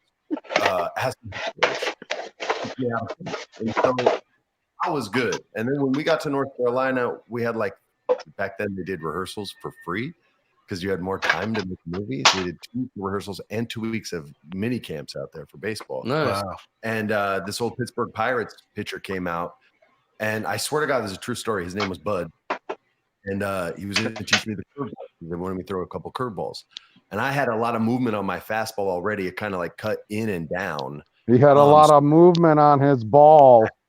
James ball, and he taught me the grip on it and how to hold the ball so I could see the letter C and all that stuff. And the way his hands need to stop doing that. No. No, he He's will like, not. you got to grip the ball just right, and you got to hold it firm in your hand. Yeah, so you can see the C. I've seen puppetry of the penis too, Freddie. Oh my! I'm sorry. Oh man. Oh, this is great. I want to see him, Freddie, because you got smaller hands. But you're not going to get the route. Oh my God. This is not a baseball thing. Oh man, he said you got to get a better grip because you got. Why you whisper that shit?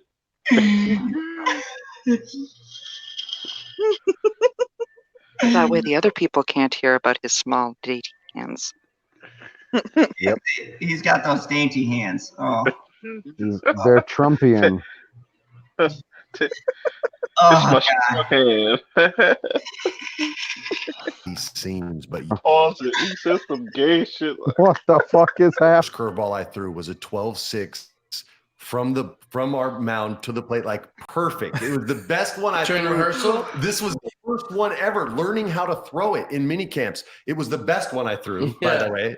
But it was so perfect and tight. And there were all these like minor league ball players there, and everyone got mad quiet. And I was like, what just happened? And he was like, you ain't never thrown a curveball? I was like, no. He's like, throw another one. I was like, all right. So now I'm kind of feeling good, right? Yeah. So I get the second one, I throw it, and it just goes like 6 feet over the catcher, and then everybody just start talking again. They're like, "Oh, no, you just got fucking They lucky." thought they were witnessing. Yeah, they were like, prodigy. "Dude, this motherfucker's got." Yeah. Oh no, Yeah. he got lucky. But yeah, man, we had a lot of fun making that movie. The guys worked really hard. I remember Scott Conn was going to get the role of the catcher on that, and I like Scott. We hadn't met yet though. We met after and bonded on jiu-jitsu randomly. He's a black belt and legit just G on the mat. Really? Yeah, but I was hosting Saturday Night Live at the time, and Matt Lillard came through, and he said, "Hey man, I auditioned for Brubaker, but they said I'm too tall. Because you put in a good word for me." And I don't know if he knew I had cast. Not. Oh yeah, I'll talk to him. And so I was like, "Hey, just give Matt the role in there. We really want Scott," but I didn't know Scott. And a lot of times you hire your friends because you want to work with people you know. Yeah, you probably didn't know that Scott, or did you know Scott was in the running?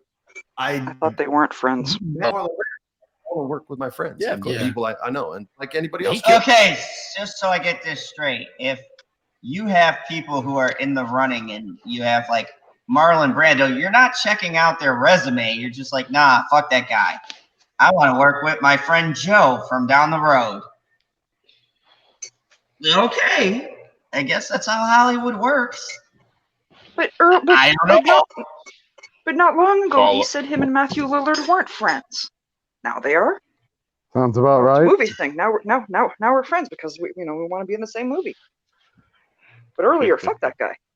And you wonder why you don't have friends. He shouldn't. Where's the security? We're in a position of power. I know Scott. Scott and I are friendlier now than Matt and I are. Yeah. But I remember him coming in there and how hard he worked at learning how to hit and how to forget how to hit. And it was so weird. Oh, you know I what thought mean? he 'Cause, was like, going to say so he could keep women down. I know what I'm doing back then. But Matt worked so hard on that, and I thought he did a really good job, even though he was like a 6'9" Catcher. Yeah, he's big. Thin Big boy. catcher. like John Olerud playing Yeah. catcher or some dumbass shit. But he was great. Same He was helmet. Same helmet. Yeah. So because I would see you as these acting, great. Oh yeah, we're when talking about he wrestling. told me that he's like, Freddie Prinze wrestling, like rope Yeah, wrestling, bro. all that. I was like, really? Like I had no idea, and then looked it up, and I was like, oh my god. So this is how weird. What's the genesis of that? This is weird. Okay, so I was randomly talking to a person in the company who doesn't like me to say their name because if you give the right people credit in the wrestling business, they get fired. So I was speaking with this person, and they said, yo, you need to talk to Vince McMahon. You still love wrestling. You know what you're talking about, and you don't just shit on the brand. You have ideas on, how to improve people. You need to talk to Vince. And I was like, he ain't going to want to hear what I have to say. He wants people to say yes. And she was like, yeah. And you're going to say no. I just said she, so that sucks already. You're going to say no, and he's going to respect you. And I was kind of done with the business at that point. I wasn't looking for, my agents were sending me scripts. I wasn't reading them. I was just kind of burnt out. I had been doing something in the name of my father for a long time and really wanted to do something for myself for the first time. And so I took a meeting with Vince McMahon. That's amazing. First with Stephanie. And I sat with Stephanie McMahon, who's very responsible for the fact that company's $1 billion company. She was sort of the mastermind behind the merchandising aspect of their company, along with Andy Hayward, who's one of my mentors. If you don't know who that is, look him up. He created a company called DIC Entertainment back in the day, and they made more cartoons than Walt fucking Disney. Nice. He also created a thing called Inspector Gadget. Owns an island. Not joking. Yeah. So I'm sitting with Stephanie, and she says, yeah, you need to, I get through that.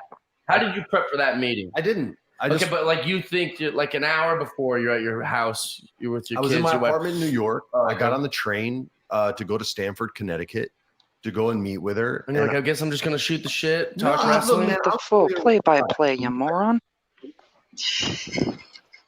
Tell him to tell the story. The damn story. You don't need to know how many times you went potty. Come on, Jeff. Get it together.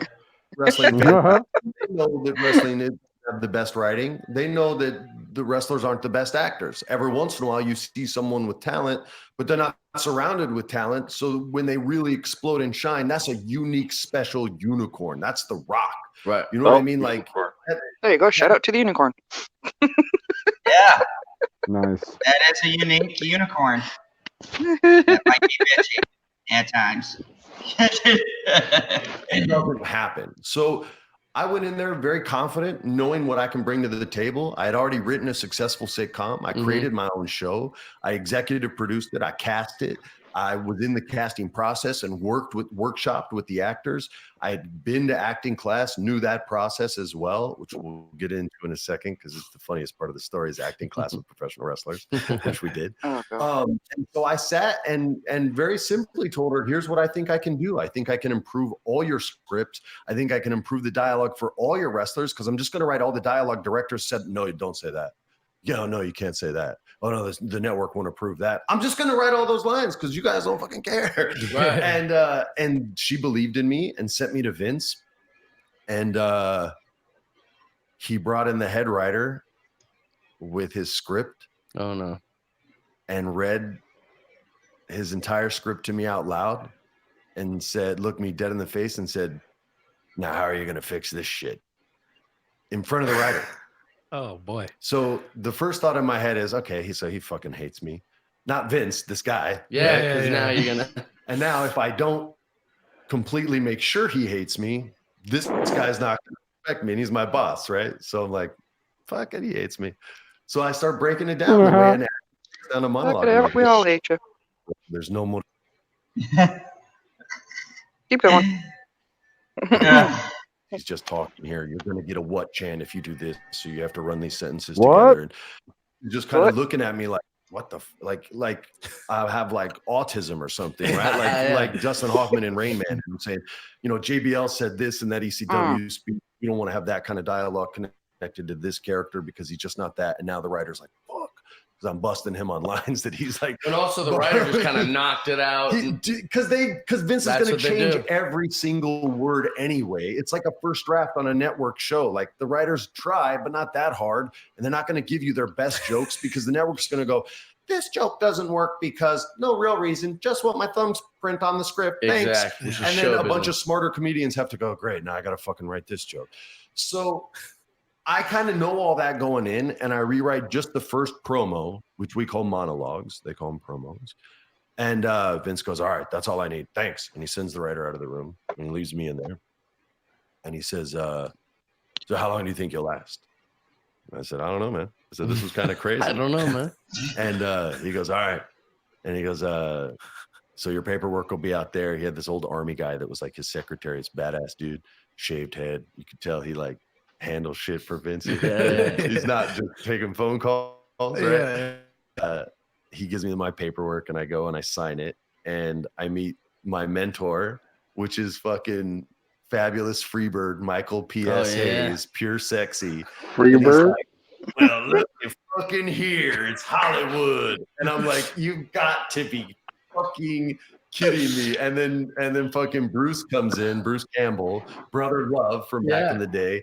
He comes in, he's another one of my mentors, and he's like, you took this fucking job. And it's all these like country dudes who have big hearts, but are full of cynicism, right? So I was called 3 months for the first 2 months. They've been working with Vince so long that they're like their dreams have been crushed so many times. Like their ideas have been smashed and replaced with something Vince demands is better, but they're looking at going, that's shit. Yeah. Mine might have been shit, but that is shit. So mine might have been shit, but that is shit. Oh man, he's not entirely wrong. That is actually that was funny. Right? All the writers in there hate me. Michael's treating me good. Bruce is treating me good. Did I mention all the writers in there hate me? It's not just the writers, darling. We go, I'm on the road with them, flying out. I'm at the first Monday Night Raw. We go into the production meeting. All the wrestlers come in there, and Vince runs something called promo class, which is where he teaches wrestlers how to act. They don't do this anymore. And the wrestling world can thank me for this. So Vince gets up and he makes his first speech and he's like, now listen, it's like vaudeville. You got to give me a little razzle dazzle. The first wrestler's already interrupted and whispered to me and he goes, what's vaudeville? Yeah. So he's already lost his entire demo that he's preaching to all these young wrestlers. They're already lost, right? Yeah. They don't know what razzle dazzle means, and they don't know what vaudeville is. They're not 100 years Nor old. do they agree that the show is vaudeville, even though it is. It has villains, it has theater, it has a musical number. So why the fuck can't these wrestlers like look up what these things are and then go, oh, well, that makes perfect sense. Okay, well, we're paused for a second. Have a great day, Continuum Trek. Yes. And yes, he's saying, have to go now, but catch me tonight. Live long and prosper. Take care, all. You two. See ya, Mark. PB has been dying to say that. He's like, I fucking remembered. It's my time to shine. That's right. He said he says it every captain's chair. Okay, go back. Or better yet, hit fast forward. We don't need to know how many times this guy went potty. Yes, it has all that. So to him, that's what it is. When people go, oh, it's corny, I always remind them, like, well, it's vaudeville. Circus, yeah. You're lucky it's not a mannequin with a guy's hand up his ass going, hey, your hand's on my ass. What are you doing? So they've done it. Like, this isn't something new.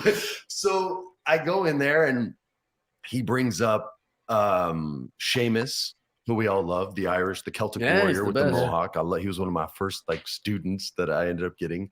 And this guy, he wasn't known as Bad News Barrett then. He was just Wade Barrett. He was an Englishman and this Irishman. They both get up there and Vince goes, all right, you're a dog and you're a dog. Now make me want to watch you fight. And it goes, you say anything. No one can laugh. They get fired if they laugh. That's horrible. If someone would, I wanted to, and P.S. Hayes is like stepping on my fucking foot. I'll get fired straight up. Yeah. So it's dead quiet because Vince has now given this edict, right? And now both guys, like Sheamus is already white, but at this point, like you could see his heart beating through his flesh. Wade Barrett is just pouring sweat. And I'm looking at this like, this is the least conducive environment to succeed in the history of art. Like there's no possible way. So unfortunately, Wade starts and he growls. He goes, up and he goes, not a real fucking dog, you dumb fucks. Sheamus, it's dead quiet. He's still going to make him do it. He doesn't even sit him down. Sheamus, I don't even think he's aware he says it. Out loud goes, I think I'm having an out-of-body experience. So now everybody's really lost it. Vince is pissed. He storms off. The production meeting breaks up. I go out. I go and knock on Vince's door. Everyone tells me not to. The story of my life at WWE was doing the opposite of what everyone's advice was, and that was how I got things because they're done. all afraid, and you're trying to make it better. You're trying to make it work. He fired me. Like I didn't need the check, so it was okay. So I knock on his door. No answer. I fucking open the door. I go, boss. I always called him boss. He goes, what? I walk in. I go, hey. He goes, what do you want? I go, let me do my job here. I go, I used to be in acting class. I think I can help translate your language into a language that these younger guys can understand because I don't think they know what, razzle dazzle means. And I don't think they're understanding, And he goes, what do you mean acting class? So now I got him hooked, right? Yeah. It's like in a pitch when they ask you a question after you're like, okay, they're interested. They go, hey, great pitch. And so he, I've heard both. So he, what's this acting class? So I start breaking it down and telling him what I did in class, where we would bring in scenes from plays we liked. We would do a cold read the first week. The second week, we would have to have a more educated version of that performance. The third week, we're going to be off book, but the acting coach is going to challenge our choices on almost every single line. And then the fourth week is final performance. And I also pitched him this idea called repetition. And repetition was a class that they did in like improv classes, which is I throw out a statement to you and that you're now locked into the dialogue of that statement and we go back and forth. Mm-hmm. So it's like, hey man, you're a dork. I'm a dork. You're a dork. Oh, I'm a dork. Oh, you're a dork. Oh, I'm a dork. And it always turns into a fight in that class. So guys getting like going up, and if it's a guy and a girl, they always almost kiss. Like no matter what, every acting class in the history of the world has done this. That's what happens. Yep. So I'm pitching him this, and he looks at me and he goes, "That's fucking great. We gotta film this." And I'm like, "We're not filming this. They're not gonna trust you if you film it because you're gonna humiliate them with it." And he's like, I'm like, "You gotta let them." That's his Vince McMahon impression. That was spectacular. Okay, if anybody does clips, somebody get a clip of Freddie Prinze Jr. saying "I'm a dork," please. Oh my god. We'll make it viral. Oh my god, that Shout out to Chris. That was a great Vince impression, though. It was. Done this so many times. So I go, let me be private with them. I'm not going to film anything, but I'll tell you who sucks and who I think is legit. He's like, all right, but you have to report to me every week. I go, that's fine, man. It's fine. So they give me this class, and like 8 people show up, and like everyone was supposed to, right? And the wrestlers hated me when I first got there. That sucks. Oh no, it was great though. I earned a lot of their Everyone respect. hates So everyone's No in there, and shit. the Miz, and he's sitting up front, his arms are crossed, his legs are fucking fun. He's just staring at me like he fucking hates me because he was on a reality show and I was on a real one, right? Like, so yo, Freddie Prinze Jr. is hilarious. Yo, he throwing holy shit. That's funny. And I was on a Yeah, real funny. one. That was great. That was pretty cool. The Miz is like, you motherfucker. And he pretends to be an actor. he's just hating me, right? So I'm breaking everything down, and I tell him, I can see the hate already. I go, look, you guys, I'm not Robert Downey Jr., but Robert Downey Jr. don't give a fuck about y'all, and I do. So I'm here to help. And I present the repetition exercise, and I explain it the same way I explained it to you. Yeah. Mike stands up right away. He's like, I'll do it. And I'm like, my eyes light up, right? Because I'm like, oh, it's a fight. Like, I love this stuff, right? Yeah. I love conflict. I love confrontation. I love watching fights. I love Yeah. watching stand-up comedy because that's a fight. You know what I mean? Like he or she is a championship fighter, and the crowd fights back sometimes and talks shit, and they get knocked out by the fucking champ. Like, I love watching that shit. Elaine Boozler used to kill people in the 70s at the Improv when they would talk shit for her trying to she would follow my dad. Nobody ever wanted to follow my dad. And she would fucking slay. If someone talked shit, she would just eviscerate them. But used to let me hang out there when I was 10 years old. She was still doing it then. So anyway, so I'm in there, and Mike stands up, and he goes, can I start? And I go, you want to throw the first line? I go, you've never done it. He goes, I'm ready. I go, okay. He goes, what the fuck can I learn from you? And my eyes are like, oh. So you roll your eyes, but to me, I'm like, he's going to be my best friend when this is over because he doesn't know what he's into. Yeah. He just was like wanting to roll jujitsu with me because I didn't have a belt on and didn't realize he just got fucked up because all I do is roll with black belts, right? Yeah, exactly. So I'm sitting there like, yeah. So he goes, what the fuck can I learn from you? I go, what the fuck can you learn from me? What the fuck can I learn from you? What the fuck can you learn from me? And I do this so many different ways that it starts fucking his head up, and he's locked into one way, and he taps first and just goes, fuck it, I don't know what to say. And everybody's like, the other like 7 wrestlers were like, yeah, fuck yeah. And so then everybody's getting up and doing this and back and forth. And then Miz just becomes the champ after that. And no one can hang with him. Like everybody tries to go up against him. And by the way, he's the best dude on the microphone right now in WWE, fucking killing it. So you're welcome, suckers, for what tiny little part I had to do in that. But I basically, when it was over, I said, listen, this exercise isn't just to show you that there's a million right ways to say a line as long as you commit to it, but it's also getting you ready to be willing to fail in front of your peers. This is a live fucking show. It's live. If you're afraid you're going to fuck up, you're going to fuck up. If you're afraid that you're going to forget a line, you're going to forget a line. So I want you to be able to fuck up here. And I said this to them. And I said, where there's no camera, in a room where Vince insisted there be a camera. Yeah. I'm not letting anyone know what this part was a lie. I said, I'm not reporting to anyone. I'm not letting anyone know how you're doing, if you're doing good, if you're doing bad, even though I did talk to Vince and let him know. But I was always diplomatic about that shit.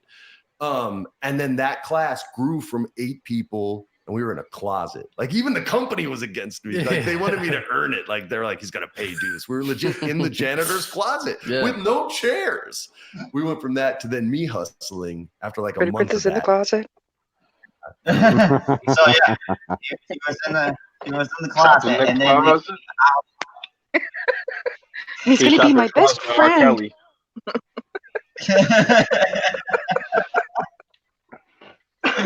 See, R. Kelly could have got these lessons, would have avoided a court case. Saying. It's a performance, people. It didn't happen. All right. Oh, that was one bad. of the people who works the arena, and I was like, hey, can I get one of the luxury suites up there? We got a class of like 30 people. She's like, oh, I'll do you one better. There's a huge like conference room. I was like, oh, thanks. So I get this big conference room, and JBL walks by. He's like, he goes, I see your class is empty. And because they had a sign like workshop. It was the janitor's closet. There was no one in there. I go, oh no, we're upstairs today. And he goes, what? I go, yeah, we're upstairs. I arranged for him. We're upstairs. He goes, you arranged? And I'm like, yeah, I guess no big deal.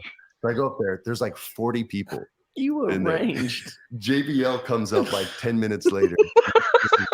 Motherfucker. Into this well, maybe you'll last 6 months. And then goes down. Like kind of taken off and started rolling, but there was still resistance. Yeah. From some like John Cena and I did not get along. Interesting. He came in the class one time and like interrupted it to fuck it up. Like 2 people were doing a scene and he just sat in the middle. Like, what the fuck? You can't see me. Hey, bro. Well, you've got me dying here. Oh my god! Like, this is great. I gotta say though, John Cena's a douchebag. I'm just gonna say it. Fuck John Cena. I don't like it. Okay, let me say this. From Will Gentry, Freddie was in the closet, and it took beefy men in spandex shorts to bring him out of it. True. Gold. Oh, let us continue while I'm dying. Yes. Yeah. So I didn't give a fuck. And Relax your throats on. John's muscles were too big to do anything in real life to anybody except like bench press the bicep curl.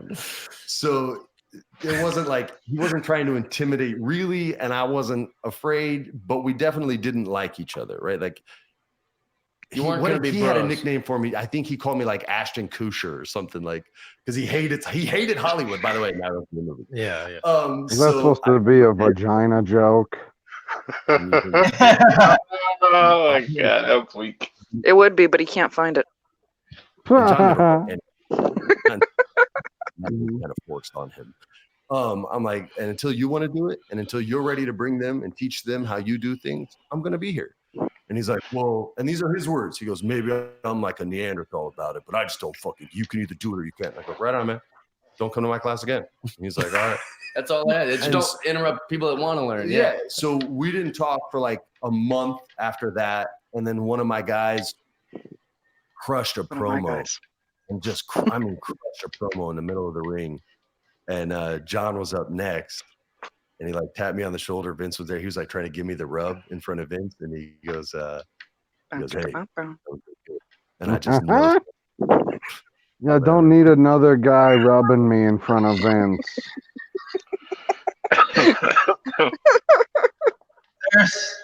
There's a lot of underlining things here. Underlining.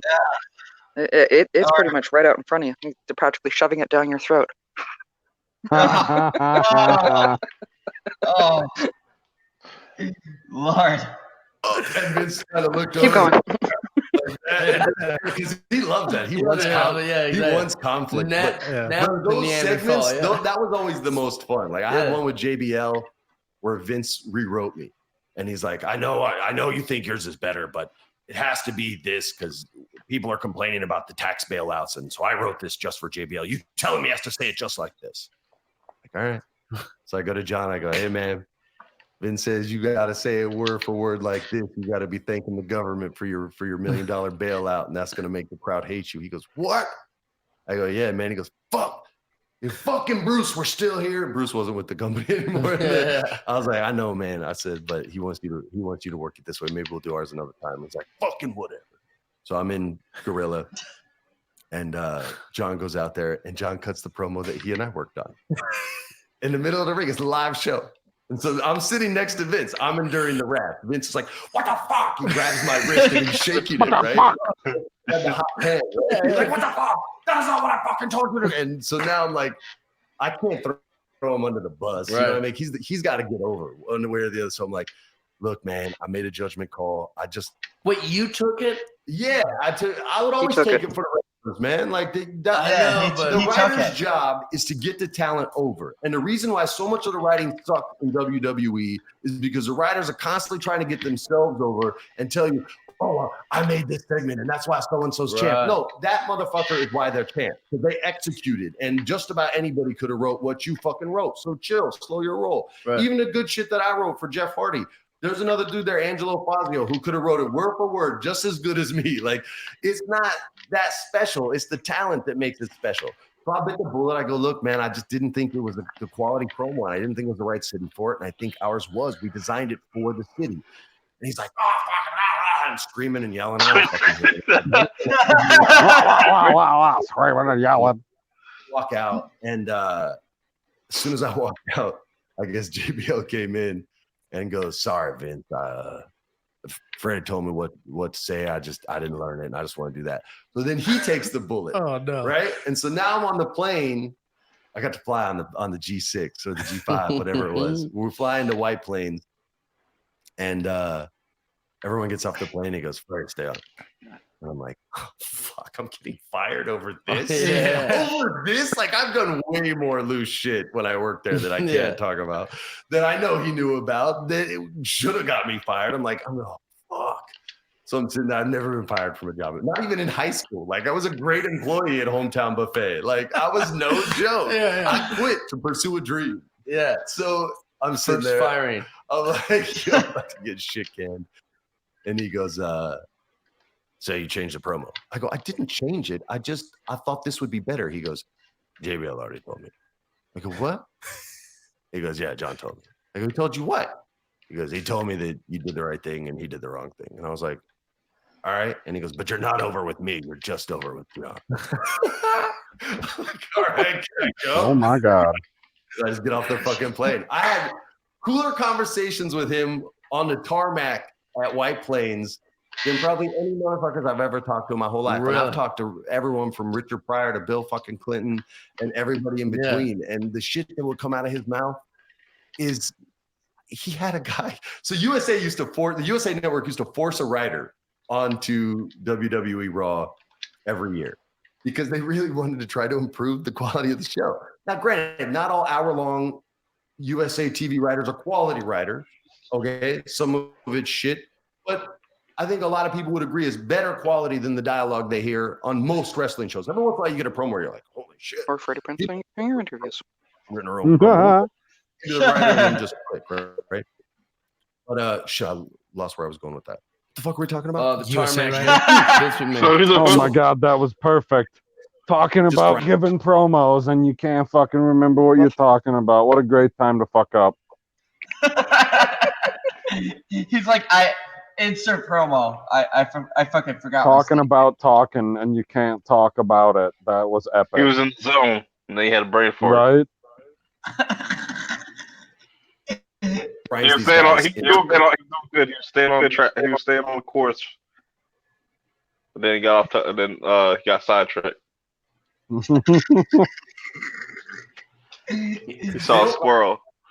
Like after the first pitch, like he just crucifies him. So this guy, I won't say his name because he ran a good hustle. He says, before you fire me, because clearly he goes in, it's a preemptive strike. Yeah. Before you fire me, I know this isn't my strong suit, but where I can help you is in your film department. Because WWE would make 5 movies a year for $5 million. And they would only do them on DVD at like Walmart or on the WWE network, maybe. I didn't exist then. So just DVD Walmart kind of vibe. And he goes, but let me run that department for you because that's my expertise. And maybe we can make some family movies because I know you're wanting to be more in the family business now, like you were in the 80s. And I and we can make some money. And Vince is like, yeah, fuck yeah, do that. So this dude, such a sick hustle. Before you fire me. It's dirty, but it's a good hustle. Like, you'll respect the grind. This dude sells a bunch of scripts that he wrote that he couldn't sell, changed the name, and then made those. The work's already done. All 5 of the scripts were his. Oh my god. And so a part of me was like, this is fucking awesome. And another part was like, damn, that's cold. So I'm talking to Vince, and he kind of did something that I was like, yo, fuck this guy. I'm going to throw him under the bus. Right. He did something shady to one of the wrestlers on the movie. And so we're on the tarmac, and I go, Vince, man, this guy's straight hustling you. These are his fucking scripts that no one in Hollywood thought were worth a damn. Just made Triple H the lead instead of... Yeah, I'm like, you're giving all this guy all this money. I said, that's $25 million a year. He looks me dead in the face while the plane is like engineing up. And he goes, Freddie, it's $25 million. Get on the fucking plane. And I'm looking at engineering up. Yo, man, I wrote some real shitty scripts with my 20s. Like, I'll sell you all those motherfuckers. Yeah. I got a roller skating one. We'll put Big Show on skates. It'll be hysterical. Wow. Fuck. That's funny. So Undertaker is the lead of your roller skating league. Dude, you'll never take my roller. Amazing. So yeah, man, it was a crazy time. It was legit like working for the circus. Yeah. Wait, how much travel was it? How much every week? You went. It's 25 million. Meh. Every single show, every Monday Night Raw. Imagine you're so rich you could be like, it's just 25 million. And right. Damn, yo, 25 million. That's it. That's how I guess that's my goal in life, to be like, 25 million. That's it. Let me cut you a personal check. 25 more of those. I would have been like, 25 million. Oh, this motherfucker ain't getting fired. He's gonna die. See, rich people, I don't understand. They'd be like, yeah, I'm gonna go buy this $3 million Bugatti, and nah, I'm living a normal life. Hey, they're not all rich people are like that. Just a fair amount. Oh, Jesus. Every single then Thursday night SmackDown, which we filmed on Tuesdays. Okay. And then travel back, and then I would go into the office. The first 6 months I was there, probably 3-4 days a week. Okay. And then after a while, my promos were good enough that I would just write from home, and I would do conference calls. And then, but I still made every single show. I never missed a show when I worked there. I never missed a pay-per-view. I was always there, always worked with even people I wasn't supposed to work with. Really? Like I made Hunter mad one time. I was working with this guy that was like Hunter's guy, right? But the guy came up to me, asked for help. Yeah. Said, "Can you help me with this promo?" Hunter wasn't helping him; he was doing his own thing. Yeah. So I'm like, "Yeah, man, I'll help you out." So we shot it. Hunter comes to me like, and he was political, right? He was cool, but he was pissed.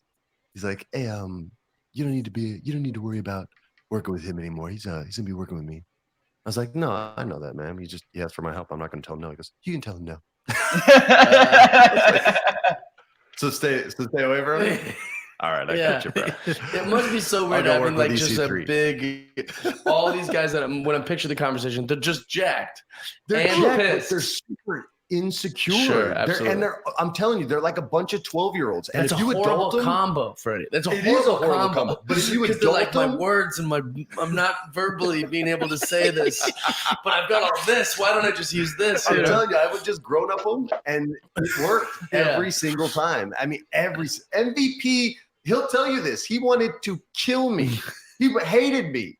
I'm watching him and this guy work on a promo, and it was shit. And I know why it's shit, because it's too damn long, and they're not cutting the right lines, and they don't have a good button. So if I go, "Hey man, I have an idea. Do you mind hearing it?" And the look he gave me, and this is he was convicted of a felony. You know what I mean? So he's a legit dude. He's a veteran at bad decisions. And fighting, he does jujitsu too. Like.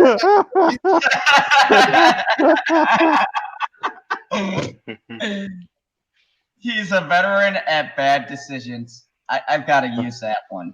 That's a good line. Okay, y'all in the chat are killing me. I mean, I am part Italian. The only fruit that belongs on pizza is tomato. Agreed.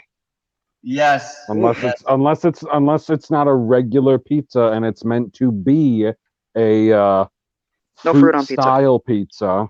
Yeah, unless it's a dessert pizza, no fruit on pizza. Right. I hope everybody's doing all right in the chat. Shout out They to y'all seem for to holding be. it down. We ain't got no complainers here, That is awesome. except for the turtle. He just wants to get to the Star Wars rant. You know, That's probably like the last 3 minutes. Charles, How much Probably. longer is this interview anyway? we got 23:29. Okay, Chop, chop. let's let's go. That was jujitsu, and it was one tournament. So the ones that don't know jujitsu, I'm like, yeah, bro, you don't even know the Jew, bro. You don't know the Jew. You ain't Most messing with me. valuable prisoner. Yo, he was no joke. And so anyway, I pitch him this thing. I don't remember how it went, but it was like, when I break my foot off in your, and I'm even doing his voice when I do it. I 'cause do the have same to. thing sometimes. Bitchy. When I break my foot off in your jaw, you will know. And there's this whole thing, and he's looking at me, and the whole expression changed. And he goes, DJ, you writing this? And Chris was my man now. He's like, yeah, fuck yeah, I'm writing this. And he goes out, and he got a babyface cheer. You gotta pause. You gotta made- pause. This is very important. This is very Yes, important. this is important. Bitchy Unicorn says nighty night Zod and special nighty night to PB, LB, and Mama Bear, which is funny because she thinks that Perp is LB. Oh man. I know all black icons look alike. Good night, Unicorn and Shellback. No, I'm not. Former chef. I've fed dignitaries, and again, part Italian. No, I'm not wrong. And I'm not Mr. Dry Pie sipping strawberry daiquiris. Yeah. Yerp. It's burp. Oh, that is. Okay. She does apologize. It's all good. I love you, Unicorn. I'll see you tomorrow. Oh my God, that was great. Because Yeah, he's like, you fucking love him, Freddie. What the fuck? And I was new, you know what I mean? So I was like, well, man, I'm trying to write good shit. But whatever, let's just switch and face then. And like, if that's what they want, fuck what they want. And that's his philosophy. And entitlement syndrome, FES, It's huge in it's wrestling. crazy. It started in wrestling. FES. I didn't know that was a real thing. I thought that was my just God. Fez. Do you suffer from fan entitlement? Take a Freddie Prinze Jr. and you'll be cured. Papa Freddy. Let's not get that fan entitlement thing. I've heard enough entitlement bullshit over the past couple of days. I'd never heard that one before. Star Wars. Evolved into Star Wars. Oh, okay. Yeah, Game of Thrones the now. dirt sheets existed before the new Star Wars came out. Okay. But Star Wars took the title Sure. for sure. Game of Thrones is now battling for the title. MMA has their own versions We've talked of about it. this before, but it's like people think any idea that they didn't think of is a bad idea. Bro, It's they just because made- you would have What? done it different doesn't make it this What? story bad. made the people. Thank you, Phoebe. What? Get him, PB. Any idea that I didn't think of is a bad idea, which means, according to that fucking summation, every fucking movie out there that I've ever watched, I shouldn't like because I didn't come up with that idea, so I don't like any of those ideas. They're all bad movies. That's not how it works at all. What the hell? Oh my That's a new God. one, Sometimes in life. I guess. And yes, Shellback, we will agree to disagree because your pizza's in a different country, so I don't have to Yeah, see it. he's got some weird pizza. He's got some weird aquarium pizza. It's seafood pizza. Yep. My Oh. sister had to have seafood pizza every day when she was pregnant. The weirdest Weird. thing I'd ever seen. Yeah, shrimp on her pizza. Okay, keep going. I seen that. Mm-hmm. People who did the Sonic the Hedgehog movie changed the teeth, and the people acquiesced and changed the teeth. Yeah. Think about like I know you're Redesigning making the whole thing. I know you're making Sonic the Hedgehog, right? I hope I've never hoped for a movie to bomb ever, but it needs to, so that those people know that the millions of dollars they invested in that fan entitlement of how dare you do this to a property we don't fucking own, that they lose so much money that they never listen to that voice ever again. Like I did a Star Wars Don't cartoon. ever listen to the fans ever again.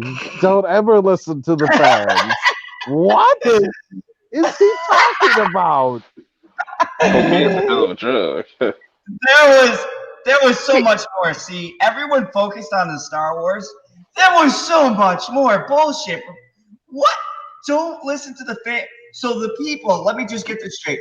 The people paying for your fucking movie, don't listen to what they have to say, because their money isn't the thing that you're fucking living on, so you can come in and say your stupid asinine comments. No, fuck them. You just need to don't listen to them, because they don't own the IP. Their opinions don't matter. Oh my. Okay. No, the one I'm surprised people didn't blow up about was him saying earlier that I was being autistic like in Rain Man. What? Oh. Wow. Yeah. I must have missed that one, or wasn't paying close enough attention. Yeah, he said a lot of offensive shit. Like, I'm surprised the Star Wars one is the big clip thing. Like, Seriously? Yeah, Star Wars. What I find funny about the Sonic thing is, if they don't listen to the fans, or if they wouldn't have and went back and said, oh, well, I see all of the people that were going to come to my movies so that we can, not lose our asses on it, but make a little bit of cheddar here. They're not going to come to the movie because we done fucked it up. I guess we should change it. So yeah, don't listen to any of those people. Don't ever change your plans or your ideas or anything.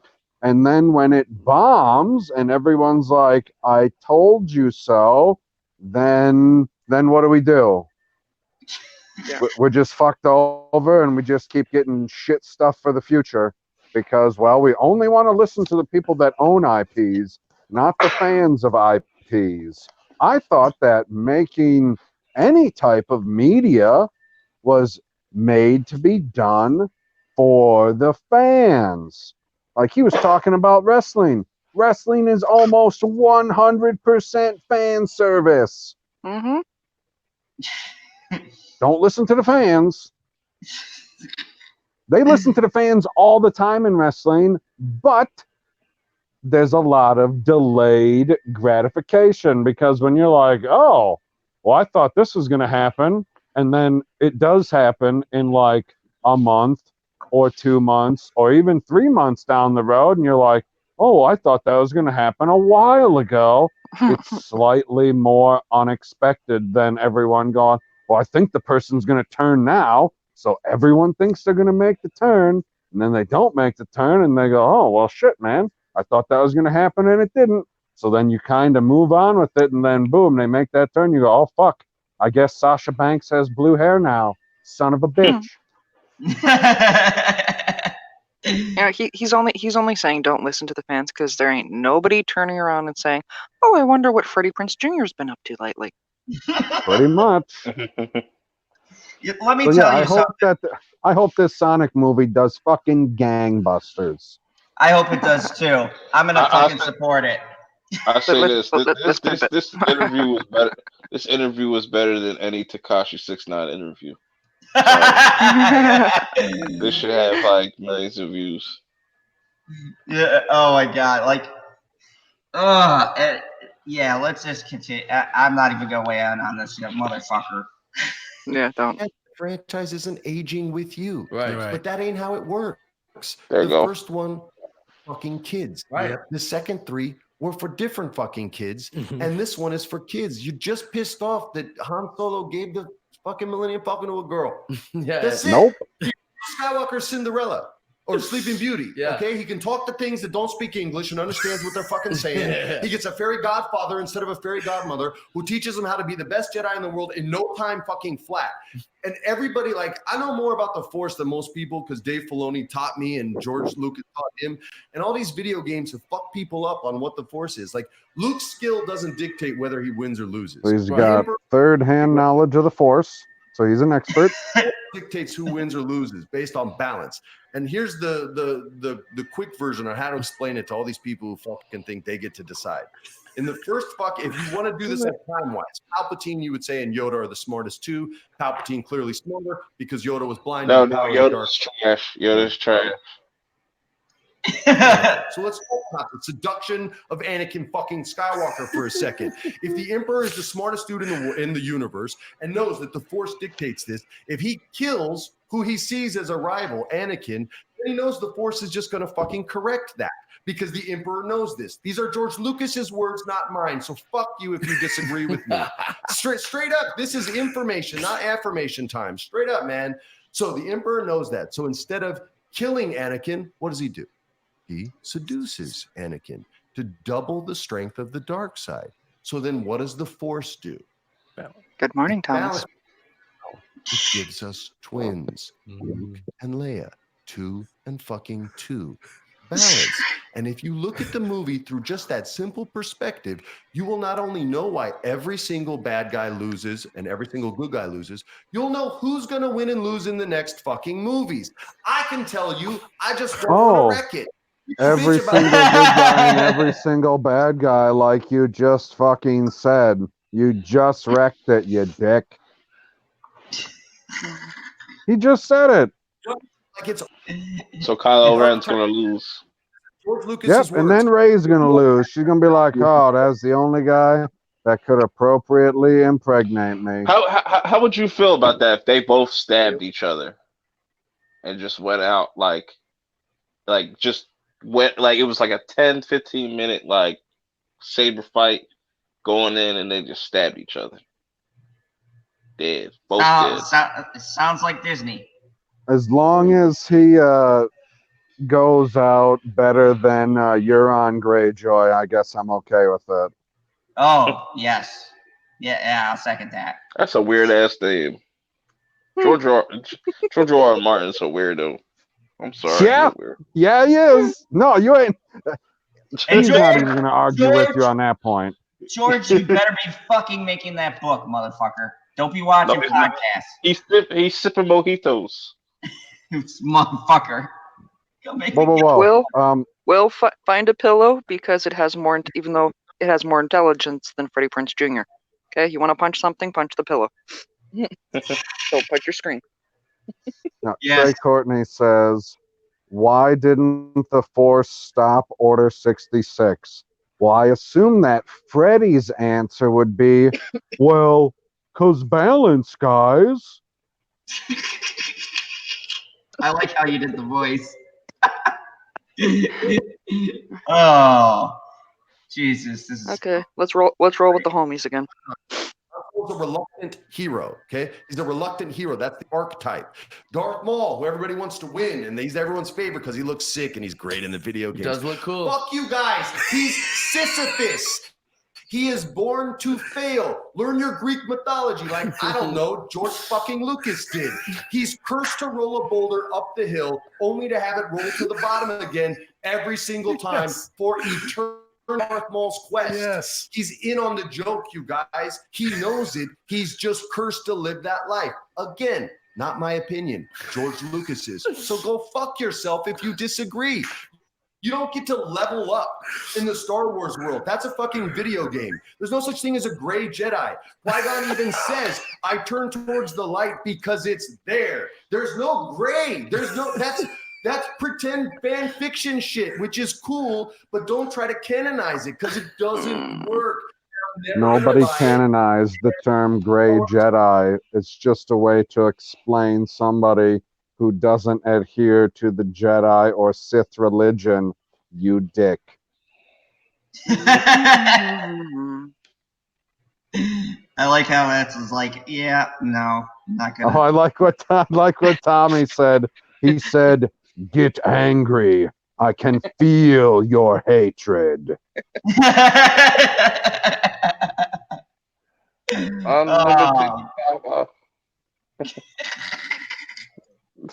For fucking kids. Sorry. I'm sorry, man. That was incredible. Beautiful. I used to write Also- promos for wrestlers. Yeah, it's funny. It's ironic that the young people want a gray Sith when you were talking about how millennials don't want any gray. They don't want any.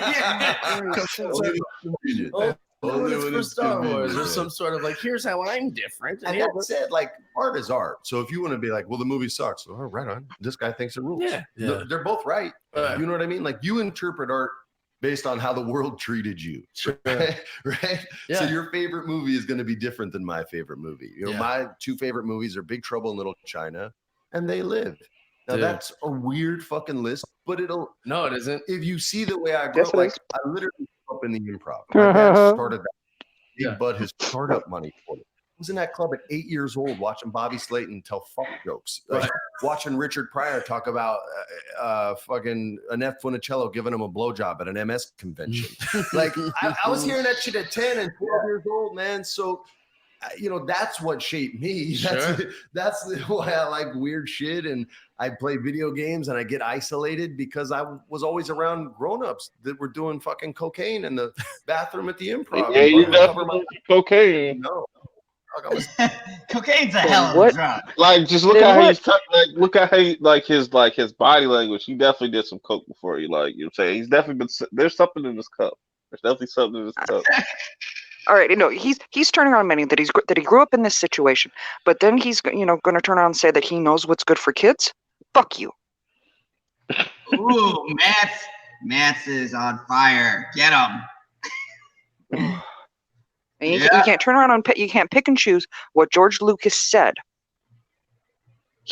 George Lucas did acknowledge the canon in the EU. He did acknowledge, and that is part of the Grey Jedi as well. Can we acknowledge that George Lucas has looked the same for the last 40 years? I mean, it's a quality skill. He just put on a little weight. That's about it. He's got that Sith powers going for him. Just saying. Sixth grader, I know what's going on. And he'd only throw out the comics. There'd be huge stars in there. I won't say their names. I'll say the comics names because it's funny. So I had to go pee. So Bud comes to get me, and he always would come for my eyes when we go into the men's room. He'd go, fellas, coming in with young Freddie. And everybody would chill out. And so this time we go in, and he sees these two famous guys. We'll call them John and Jake, and Paul Rodriguez, the comic. He comes in. I'm bringing your little friend, Paul. What are you doing? I have little Freddie. Get the fuck out of here. John, Jake, how are you doing? And he's fucking walking out, head down. He told me that story when I was a grown man, 21 years old. He was like, man, I fucking hated Bud for so long. Yeah. Well, he's only boss of Paul, you know? Yeah, exactly. The other guys are, exactly, man. Oh, that's hilarious. Yeah, man. Wait, so Star Wars, He's you always obviously big Star Wars fan. How about Game of Thrones or any of that other stuff? Okay, so people make fun of me for this. So I have some people have the Midas touch. I have the turd touch. If I like you as an actor, you're fucked. Ooh. You're never gonna get a regular gig on a job. Okay. If you're up for the lead, but they gave it to another guy, and now you have to play the bad guy or the third banana. If I'm a fan of yours, it's just if you're on the cover of Madden, your ankle goes. That's me, but for actors, right? So I'm in London doing a play years ago with Chris Klein and Heather Burns. And next door, we were doing This Is Our Youth, which was one of Kenneth Lonergan's plays. It's a good play. Mm-hmm. And next door was a better play called Hamlet. And I took a day off to go see it because the lead actor in that was somebody who I loved. I saw him play a small part in a movie, and I fell in love with him and watched him play a ton of British villains. And his name was Sean Bean. I knew he fell in love with a man. Didn't watch his play on Hamlet. To be fair, Sean Bean is the man. Took the night off, gave my the role that night. His family. Tell that to his head. Yeah, I see what you did there. Boy, shine. And I got to watch an actor 10 times my caliber fucking do his thing. And I'm sitting back watching this Hamlet, and they don't Please, rush Ted it at from all. Teddy Bear Movies is 10 times the caliber of this turd. 28 minutes. We didn't give a shit. Lines like, "This world is nothing more to me but a foul and pestilent congregation of vapors," and I'm like, "Yeah, fuck that, the world sucks." Like, I'm just so into this, right? So the apartment I was staying in flooded, and I end up staying at this hotel. I think it was called the Covent Gardens Hotel, and Sean Bean's staying there too, randomly. And we're two actors in the whiskey lounge. She's stalking Sean Bean. All this stuff, and Okay, to be Shake's fair, trying to slide I was in like- DMs. Right. he's like, Sean, Keep signing my cast. Jesus. and I just talk about how much I respect his craft and his delivery and all this, and we become kind of like theater bros for like 2 weeks, right? And then we split, and I never see him again. So all of a sudden, this show, Game of Thrones, comes on TV, and he's the fucking king. And I'm like, yo, I've never read the books. My man, Oh my fucking God, made he it. doesn't even know Game of Thrones, motherfucker. He ain't missing nothing. Broke the curse. And there's like 5 episodes to go, and I'm like, man, they're not gonna do any weird 24 shit. No, they're not gonna do that. And then another episode happens, and I legit stood up, cussed at the TV, probably the way fans cuss when they get like stuff they don't like, and I'm like, fuck this show. This was Fuck personal that. though, yeah. I'm like, that's a fucking curse. I'm so fucking sorry. Like, I wanted his email. Like, I even called my agent, I think, when I first saw it, was like, can I get in touch with him? Like, I just wanted like, it's my fault. Yeah. I hadn't read the books. I didn't even know they were books. And I never have watched an episode since they killed him. He dies in everything though. That's like the And I joke thought- with Sean Bean. And I thought this would be He's the one. Boromir in Lord of the Rings, right? Yeah. Yeah, and he dies a lot.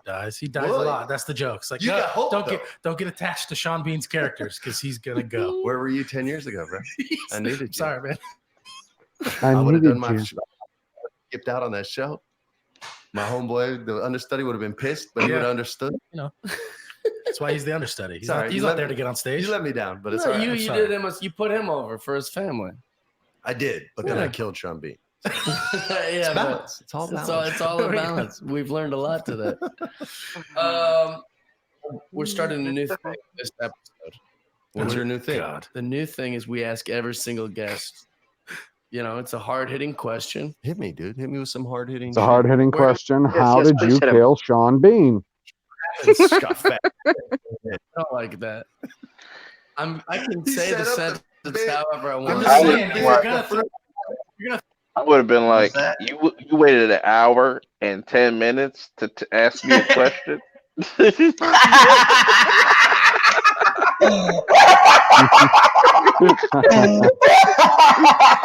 He's sitting here for That's 3 pretty good. hours, and now he's gonna ask me questions. Like, oh man, I'm pretty sure Freddie Prinze Jr. made this his show. This is his show now. He probably bought them out. It's called Freddie and Friends. He should honestly make a podcast or something like that. Yo, I would tune in for that. This shit's hilarious. This shit's entertaining. It's like the Alex Jones. Oh, I would never run out of Shilling material. It'd just be like, what are we doing? Freddie's podcast this week. It'd be called Freddie Got Fingered. Freddie Got Fingered podcast. Oh, Jesus. We got to get in touch with Freddie. He's not doing anything. We can reach him. Right. We'll yo, hit him on Twitter. We can get him in the fandom zone. I'm so how many subs does this dude have? This Jeff Dyke dude. What's his name? Jeff Dye. Oh, I thought it was Dyke. Jeff Dyke. Missing a K. He's missing a K. 589. What? And he's got Freddie. Wait. Wait, where you say that? 500. Yo, we could definitely get him, bro. Yeah. I got more subs than him. Yo. Okay, Wait, okay, let's he got let's get the question. 589 with no letters. He just got 589 subs. That's it. Yeah. That's Okay, crazy. so let's hear the fucking kidding me? question already. Hit the play button. Yeah. Uh-huh. No. Off air, I might say, No, hey, no. that's a way you But if answer we're it, not like the way you want it to be answered, No, you no. young twat. Hey, I hey, can well- ask the question however I want. I'm just saying, if you're gonna Where do you think you go when when you die? I'm just saying, if That's you're gonna what he refer wants me back to the say. source material, But I won't. The Okay, burning question. all I'm Oh saying. my god. I want it to be that's all I'm saying. what happens Okay, when we die. You Perfect. killed the bit, man. It's your show. Yeah. Your entrance music came right when he was about to Yeah. say his like sweet shit, and he's like, "Yo, you just fucking walking on me For like no this?" reason at all. I Hit just you with want to this make sure steel that chair. we're on the even playing field here. Also, the sentence. Now that we're arguing, Oh, great. where do you think we go when we die? It's Okay. kind of the same thing as what do you think happens when we die? To me, it is not trying to take sides. Saying, But you I can take thi- sides. I feel where what both we're of you are doing. coming from, and Yeah, I I think feel my like that's answer the would be the same same. question. I just made it shorter, and Sure. also I've left more room for interpretation. Like, what do you think happens instead of where do you think we go? Stop debating No, the you're question saying- and answer it, you bloody numpty. You said where do we Fucking go? A, no That- shit. Oh my I said, god. what do you think happens when we die? No, that's what I said. Oh Jesus Christ. See, Fact checker, bro. now you flip flopped.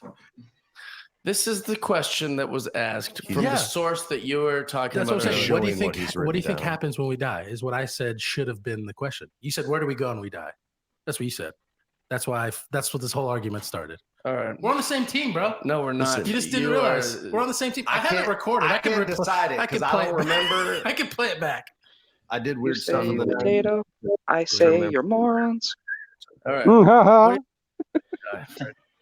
Tell the people. Tell me. I need some. I need some peace. After that much of a buildup, all I want to say is I don't know. Just to kill it. But Yeah, not sure. I really don't know. But thanks for having me on the podcast. No, I'm just kidding. I was raised in multiple religions. I'm part recovering Catholic. They asked me to leave the church. Not joking. Thank you for your service. Yeah, excommunicated at 14. But it's a New Mexico church. Part born What again. does that mean? Keep Join going. the Illuminati. Haha. But then I married you, which made him pretty mad. Yeah. Because there's only God with them. There is no Jesus in the way that the born agains know him. And then I was raised by my godfather mainly when I got older, who was a Buddhist and a badass martial artist. And his way never got me beat up, and all the other ways did. So I went more that way, but I have a little bit of everything in me. So to answer your question specifically, think you go to heaven. You're a Freemason. Oh my I god. love believing that there's a special place, Some justice. a chair with your name on it. So you open the door and you're hoping like, oh, they spelled it different. And they're like, I just didn't care how I spelled it. That's you. Because I want them to have a little hope. Like, no, I'm Johnson with an H. And they're like, who fucking cares? That's your chair. And yes, it's on fire. No loopholes down here. You got give a fuck how you spell your name. I don't Yeah. care how many apostrophes are in it. You're not gonna clever your way out of this. So yeah, man. So I believe in heaven and hell. I pray to God. I try to stay humble.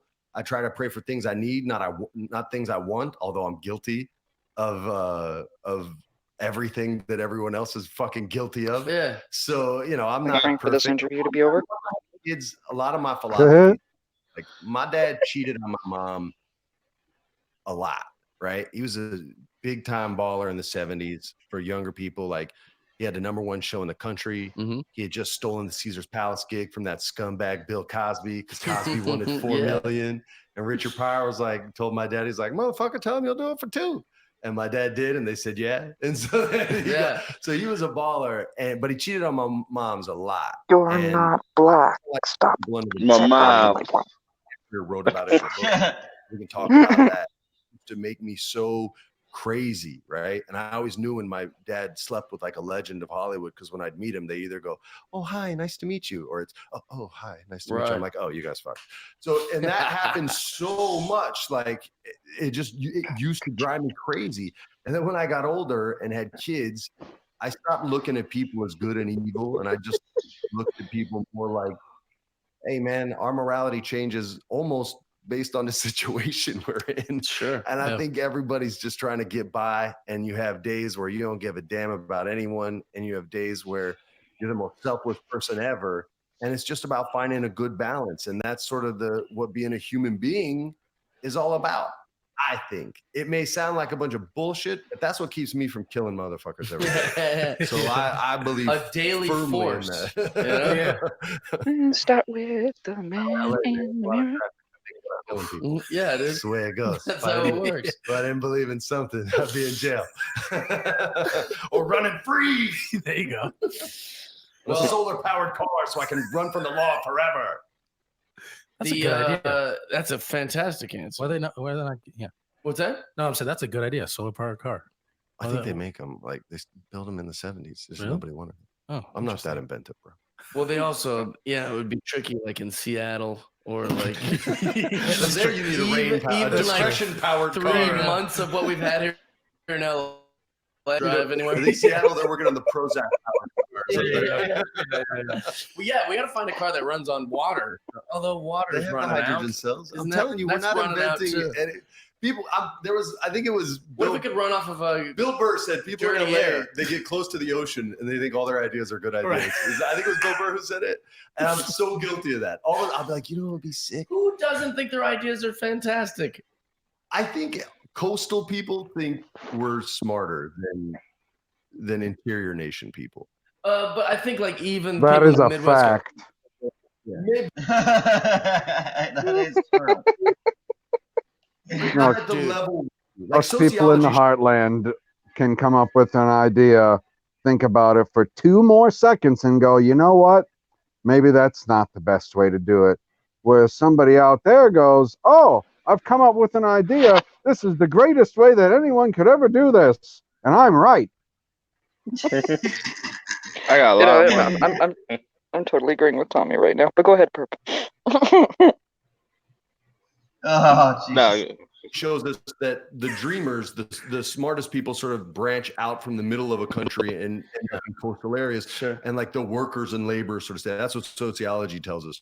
But that doesn't mean all those dreamers have good ideas. No. Or that I know all the plenty of workers people who- don't have good ideas. They just chose to work and have a family. throw up Maybe- them. Yeah, they should. Sociology says Yeah. they're more left brain than right brain. I met a woman who believed a hashtag, like she had some hashtag like horse problems or something. She believed she started the I hashtag love that. and they were going to publish all the replies she's getting back of like horse problems into a little coffee table book. And I was like, one, why would they do that? They could just go to Twitter. I love hashtag famous. I love it's like this whole new thing, like Yeah. hashtag famous, meme famous, like all this. I'm like, yo, wait, what? I still What the fuck is I- hashtag famous? About to Is that find. like a I real don't know. term people are using? I have never heard it. Oh, I want to Is be that like- hashtag famous. Or is that like you came up with a hashtag and then it got like a lot of traction and then people know you for coming up with a term? I want to be guess so. hashtag not broke. Yeah, no shit, exactly. That's all I'm shooting for. Hashtag not frozen. Yeah, strap yourself in, Tommy, because I'm going to say it again. Damn bloody idiots and numpty. Numpty, numpty, numpty. Yes, I like saying that because most people have no idea what you're calling them when you call them a numpty. It's true. I'd be like, well, what'd you call my mom? Son of a bitch. With it, she goes, "Oh, it must have been over a year ago." So I put the same hashtag in Twitter and showed it to her, and there was hashtags dating back from like 2011. Yeah, And she's like, or "Oh, 05 when yeah." Twitter first came on the scene, and it was like the 8th hashtag ever Right. put out there. I'm like, "You didn't come up," and it was so hard to like No one comes up explain with this to anything. her. She was No. so heartbroken because she's an older lady. It's and always someone else's idea. Ugh. Always. I've written some stuff where I'm like, man, no one's ever seen some shit like this before. And then my buddy would be like, that's exactly like this fucking script, right? Yeah, I'm like, that's so "Damn, boring." what? But this was nanotech, man. Nobody knows about that. Everybody knows about nanotech. I came up with a frame for your television in 2008. I thought of an idea like, what if when your TV's off, it'll look like a framed mirror, right? I go to Home Depot and some. You were actually like putting together yeah. a beta. And then I go, maybe I should just browse the internet to see. He didn't have you that day, and he still fact checked. You did. See? Yeah, and I went and I looked. I was so humiliated.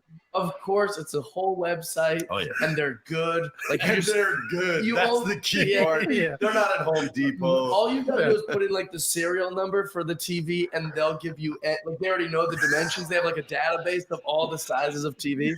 The woods from like Joshua trees. I was so mad, and I had all the wood in my house and like the wood glue and like the measurements. Like, gosh dang it! I thought I was a genius. It's a sweet investment. I know.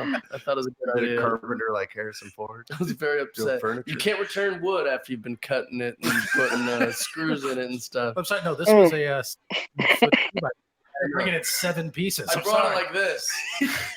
I bought it like this. Can I have my money back? You have a receipt? You guys, I'd like to return all these 1x1s. You sold me 12 1x1s. This is how I came. I was very humiliated. Dude, thank you so much for being on the podcast. Thanks for doing ours, man. I could talk to you for 75 hours. Oh God, 75 hours. Please, God, no. Oh, I barely that's got like a through Terrence it. conversation. I barely got through. We should set Terrence up with Jeff Dye. They could talk forever. Jeff Dye. That shit only has Terrence doesn't judge. Oh my God! Like, okay, so I can't get over that. He only has 500 subs. Like, that's crazy. No, Okay, Zod was wrong. Yes, well, super shocker. That's what it said on his little thing. Look, I screen shared it. It said Jeff Dye's Friendship Podcast, 589 subscribers. Okay, well, the turtle said that he had 5,000. Okay, number hold on. Let me screen share. 5.52K subs, according to Shellback. Okay. So unless- this is the podcast itself has 589 subscribers. Maybe he has. It's okay. Right. So his podcast has its own channel. Yeah, so he has 5.52. That's still low as hell. I was like, yo, we can still get that motherfucker. Yeah, we should. Somebody should DM Freddie Prinze Jr. and be like, yo, come on, late night talks with TV. Mama Bear. Don't ask any questions. Yes. GP needs you to explain the painted fingernail again, because I don't want to fuck up the explanation. I heard it originally on the Wiggles. Okay. But the whole one painted fingernail, it was a movement for a while there of, and I don't know why, I don't know if this is why the guy is doing it, but that's the only explanation I know, is you would paint one fingernail to represent or acknowledge in support of the fact of 1 out of every 10 kids suffers from allergies, like fatal allergies type situation.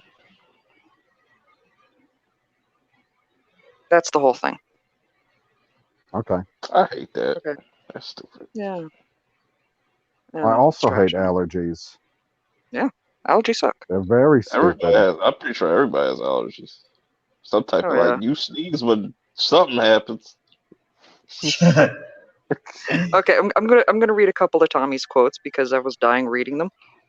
Excellent. Because I totally agree. Freddie Prinze going on about balling and homies and all that. He learned balling while hanging with the homies and running with the gangsters. He was busting traps and hitting licks. Yeah. Hashtag Zod calls them pound signs. Kind of like what the homies and the gangsters would do to him if he ever showed up in the hood. Exactly. Homies over hoes. Just catching up. That shit great. that was a pretty dope video though. That shit was hilarious. So, yes, the Wiggles. Yes, Shellback, the Wiggles. Little Bear is 6 years old after all. Oh man, that was Wow, that was gold. We laughed. We got angry.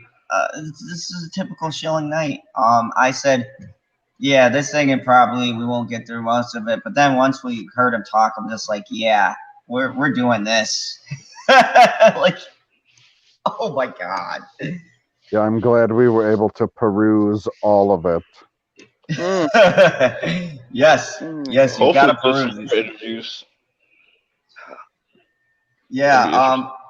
I'm gonna do a fandom talks where we do real interviews, and I'm gonna get Freddie Prinze Jr. and we're gonna That'd be talk hilarious. Star Wars. Like, listen With an here, expert. son.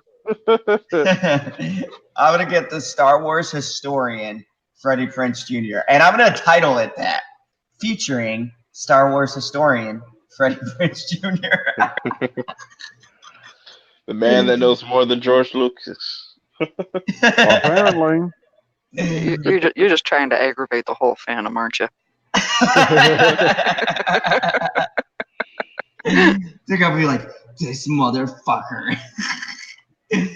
But yeah, thank you everybody for hanging tough. I mean, we had 10 pretty solid, and now we dropped to 7. I don't blame you. Holy fucking shit, that guy took an hour to get to his actual question. Who does that? I thought the question was the lead-in. Fuck, I've been doing this wrong. Yeah, you're supposed to get people talking for an hour and then ask them a The question. Fuck me. I thought I've had this shit backwards the whole time. Oh my god. You've already seen it and you sat through it. Really? Oh, that was hilarious. No, he only sat through probably, I don't know, 5 minutes. Other than the 3 minutes that all of us had already seen of the Star Wars part. I mean, yeah, we're hilarious, but really. I know, we are funny. I mean, at least this is more bearable to sit through. Especially with me here. I mean, and you know, facts. We weren't cyberbullied. I want to say calling something. out idiocy. If you're sitting there painting your nails, one finger, stop that shit. Stop that shit. get your kid an inhaler or some shit. You know what I'm saying? Stop doing that nut ass shit. Come on. I mean, it's not like it really makes a difference. Correct. Oh, that's great. And cut the bullshit. And I lost this up tonight, so that sounds about right. I was at 341. I know who it was. It was Freddie. He just followed you for a second. He's like, all right, this man, he's talking shit now. He's going to be on the next podcast. This motherfucker at General Zod's Phantom Zone. He's just like me. He's not one of my homies anymore.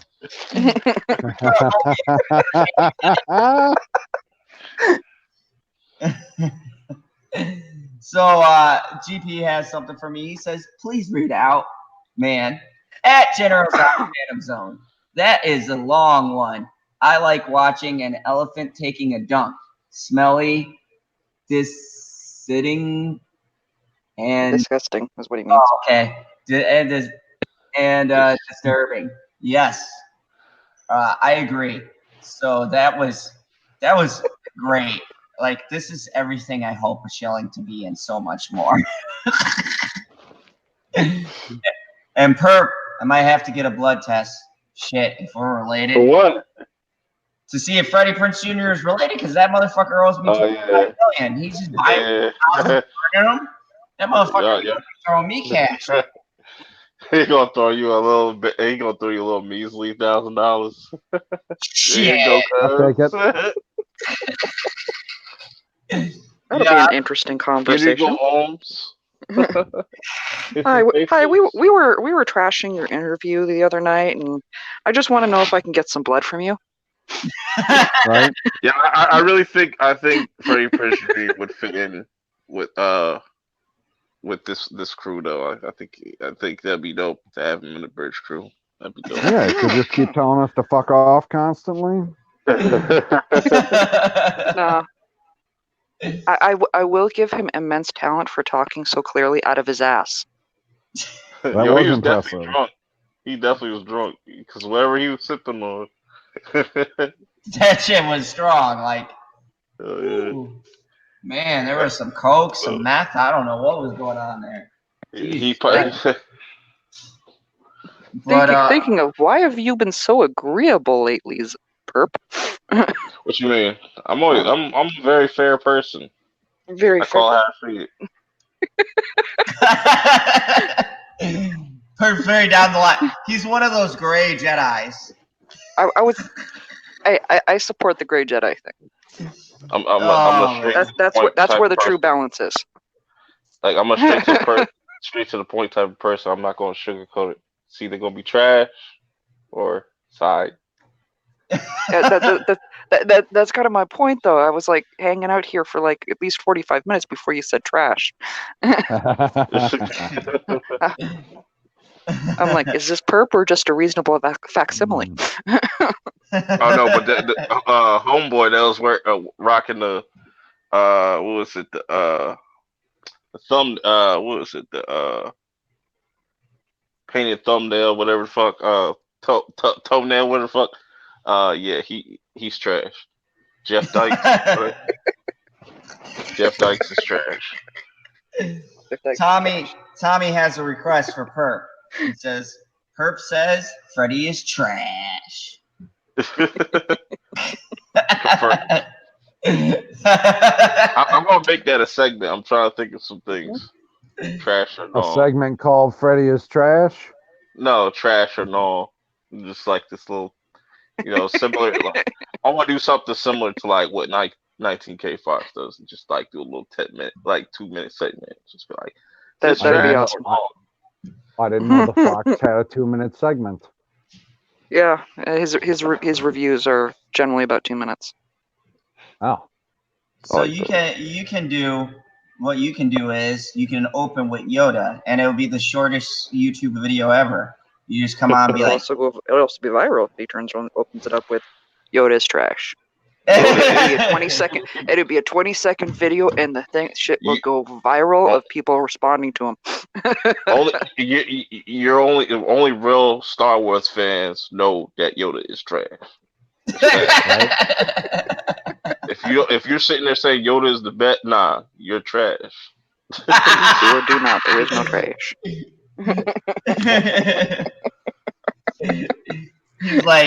He's like Yoda fled. Yep. Facts. He's like Yoda fled. Hot trash takes at Perp Minded. Yep.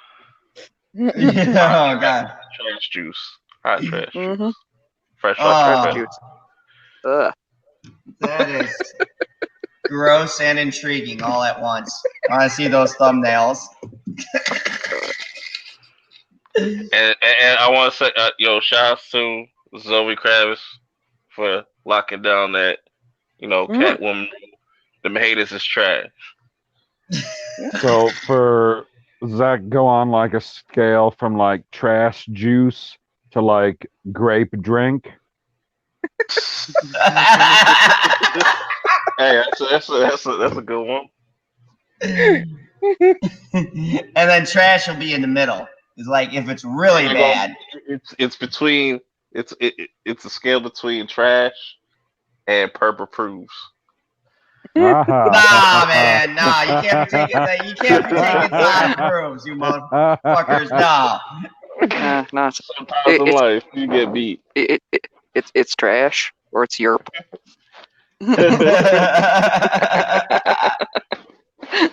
Like I rate trash or trash juice. Because trash juice is terrible, yo. Like never tried it. I'll take your word for it. Batwoman is straight hot trash juice dumpster fire. Like that shit's garbage. Oh. So thank you everyone for coming out. We've been about 3.5 hours. We haven't reached Game of Thorns level of long, but this was a pretty long one. So we'll go down a panel so we can all sleep and I can have some cold pizza. Kazad approves. Anyways, let me start with the bear who came out of hibernation to give her great hot takes on Freddie Prinze Jr. nonsense. Go ahead, tell us about yourself. Hey, Mad's Mama Bear here. I've got a few projects in the work. Not going to put any spoilers at this point, though. At this point, I'm giving up on the idea of doing the whole Batwoman review thing. Long story. It's not because I think it's trash. I do actually like the show. I was gonna say, goddamn, the second episode's that bad? You were like, nah, fuck this. I'm done with reviews. Nah, it's just there's like, ew. no there was a whole drama connected to it, like outside of the actual show, through Twitter and all of that just leaves me with no desire.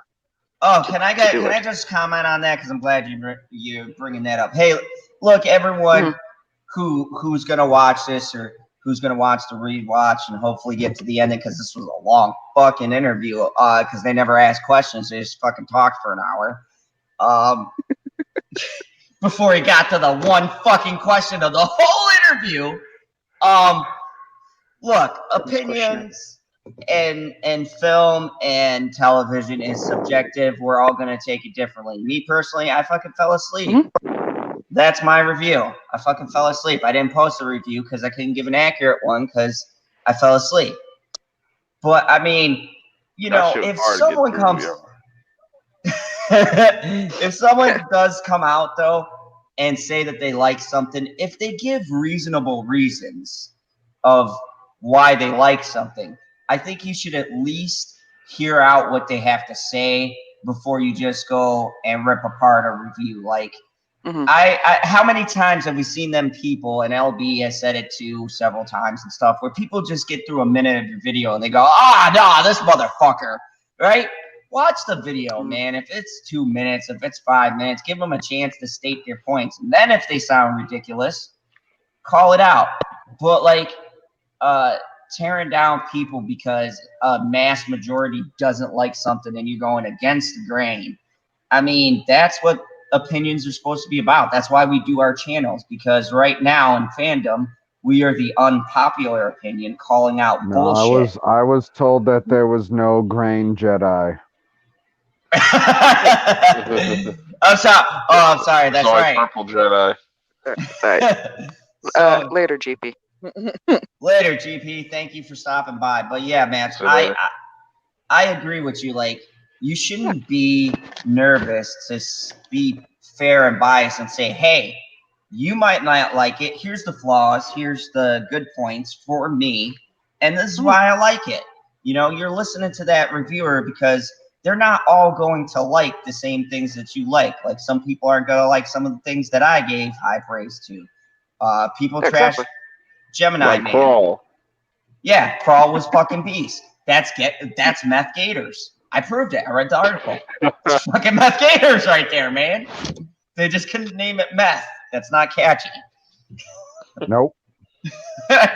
So I mean, you know, be fair to people. At least hear out their opinion before you tear it down.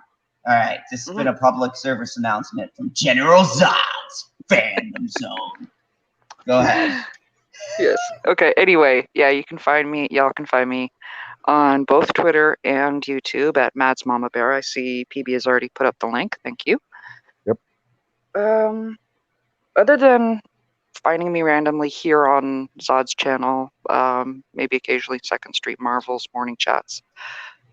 Really, most of the time, most of y'all know me from hanging out in the chat anyway. So just keep your eye out, and yeah, check me out whenever you catch me. All right.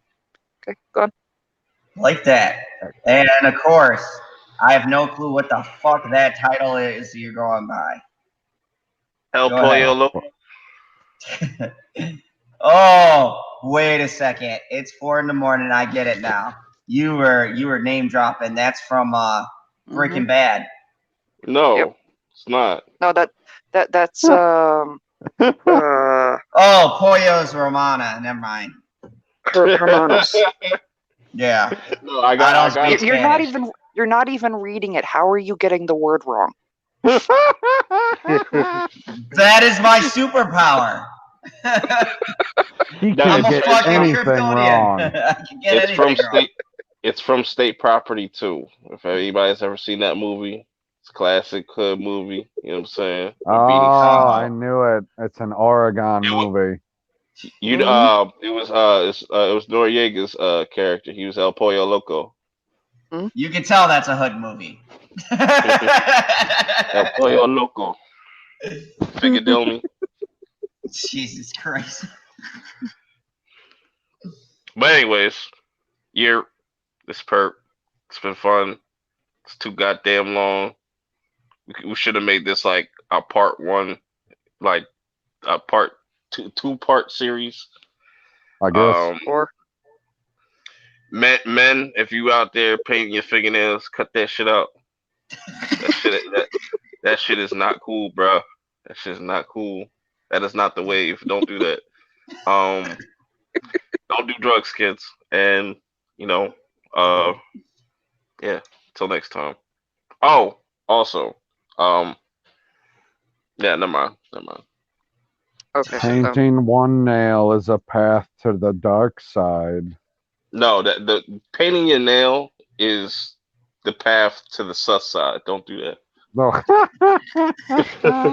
Okay. I can get on And board with that. also, I'm pretty sure he wanted to add in of, y'all can reach me at perpminded at 420 on Twitter. Twitter's Oh, trash. Yeah. Also about painting the fingernails. No, don't do that. Don't do that. Stop that. I Plug your won't channel, then. darling. You got it. Perp You minded. have my word. There you go.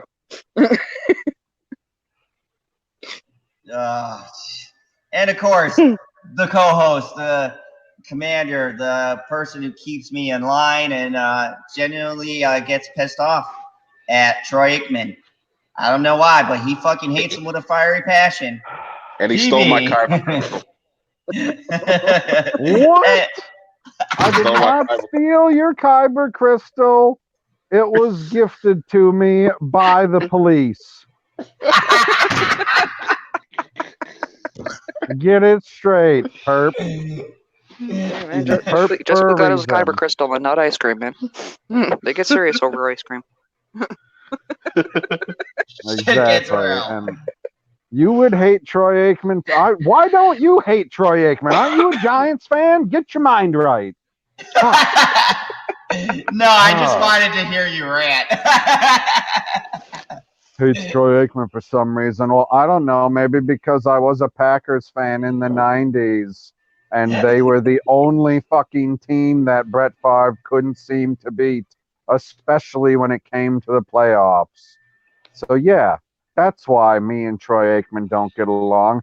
And then they give him a cushy job at Fox and say, hey, we're going to put you up in a box where nobody can hit you in the head. You will get no concussions, and we'll pay you millions of dollars a year, and you don't even have to be good at your job. Whereas Tony Romo can be 100 times better, and he only been doing it for 2 years. It doesn't make any fucking sense to me. Anyway, you can find me at Pop Culture PB on YouTube and on Twitter. I do videos talking about Marvel, Star Wars, and I do, the occasional rant on whatever the hell I feel. And the previous video that I put up was some live reaction of me watching Batwoman. Ooh. Oh shoot, that reminds me. Okay, So I gotta watch if you want to go check out a laugh, go watch my reaction to episode 2 of Batwoman. Nice. Oh shoot, that does remind me actually. All of y'all in the chat, anyone who's watching this after the fact, yeah, hop over to my page, check out my latest video, Help for a Half Angel. At very least, share it. Any help that can be done would be absolutely appreciated. Yeah. All right, hold on. Let me link that video directly here. Thank you, darling. And also, too, before he goes, I want to give a shout out to the Turtle. He has his 200 sub the fiasco going on, which I will be a part of, and probably various other people. So definitely go check that out. And congratulations again, Shellback. You doing some good stuff over there. And you guys have been in the fandom zone, part of another great shilling. We did a great shilling tonight. I was nervous we weren't going to have anything. Thank you, Freddie, if you're watching.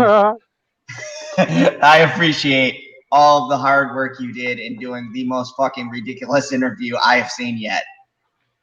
You have set a high bar for Collider and Campia, so definitely be proud of that. Or a lower bar. Anyways, we do these every Monday. I have interviews coming up. I had to push back my interview with Stephen Walton Jr., but now we will be having it this Saturday because he had a merge coming up. But I did do a great interview with Miss Sarcastic Nerd. So if you missed that, go check out the highlights. It was a wonderful interview. I got some great perspectives on her process of reviewing and things like that. We had a great chat. So go check that out. Also, I'm going to be doing some stuff with various people at various times, ? You'll have to tune in. And don't miss the late night talks. We're going to be doing them Tuesday through Friday. Technically Saturday, because, it's midnight. But anyways, thank you everybody for coming out. I appreciate and love you all. You all are breathtaking. Yes, I stole that from you, Lethal. So remember the only rule here on the Phantom Zone. Kneel before Zod. That's trash. No. We ain't doing that.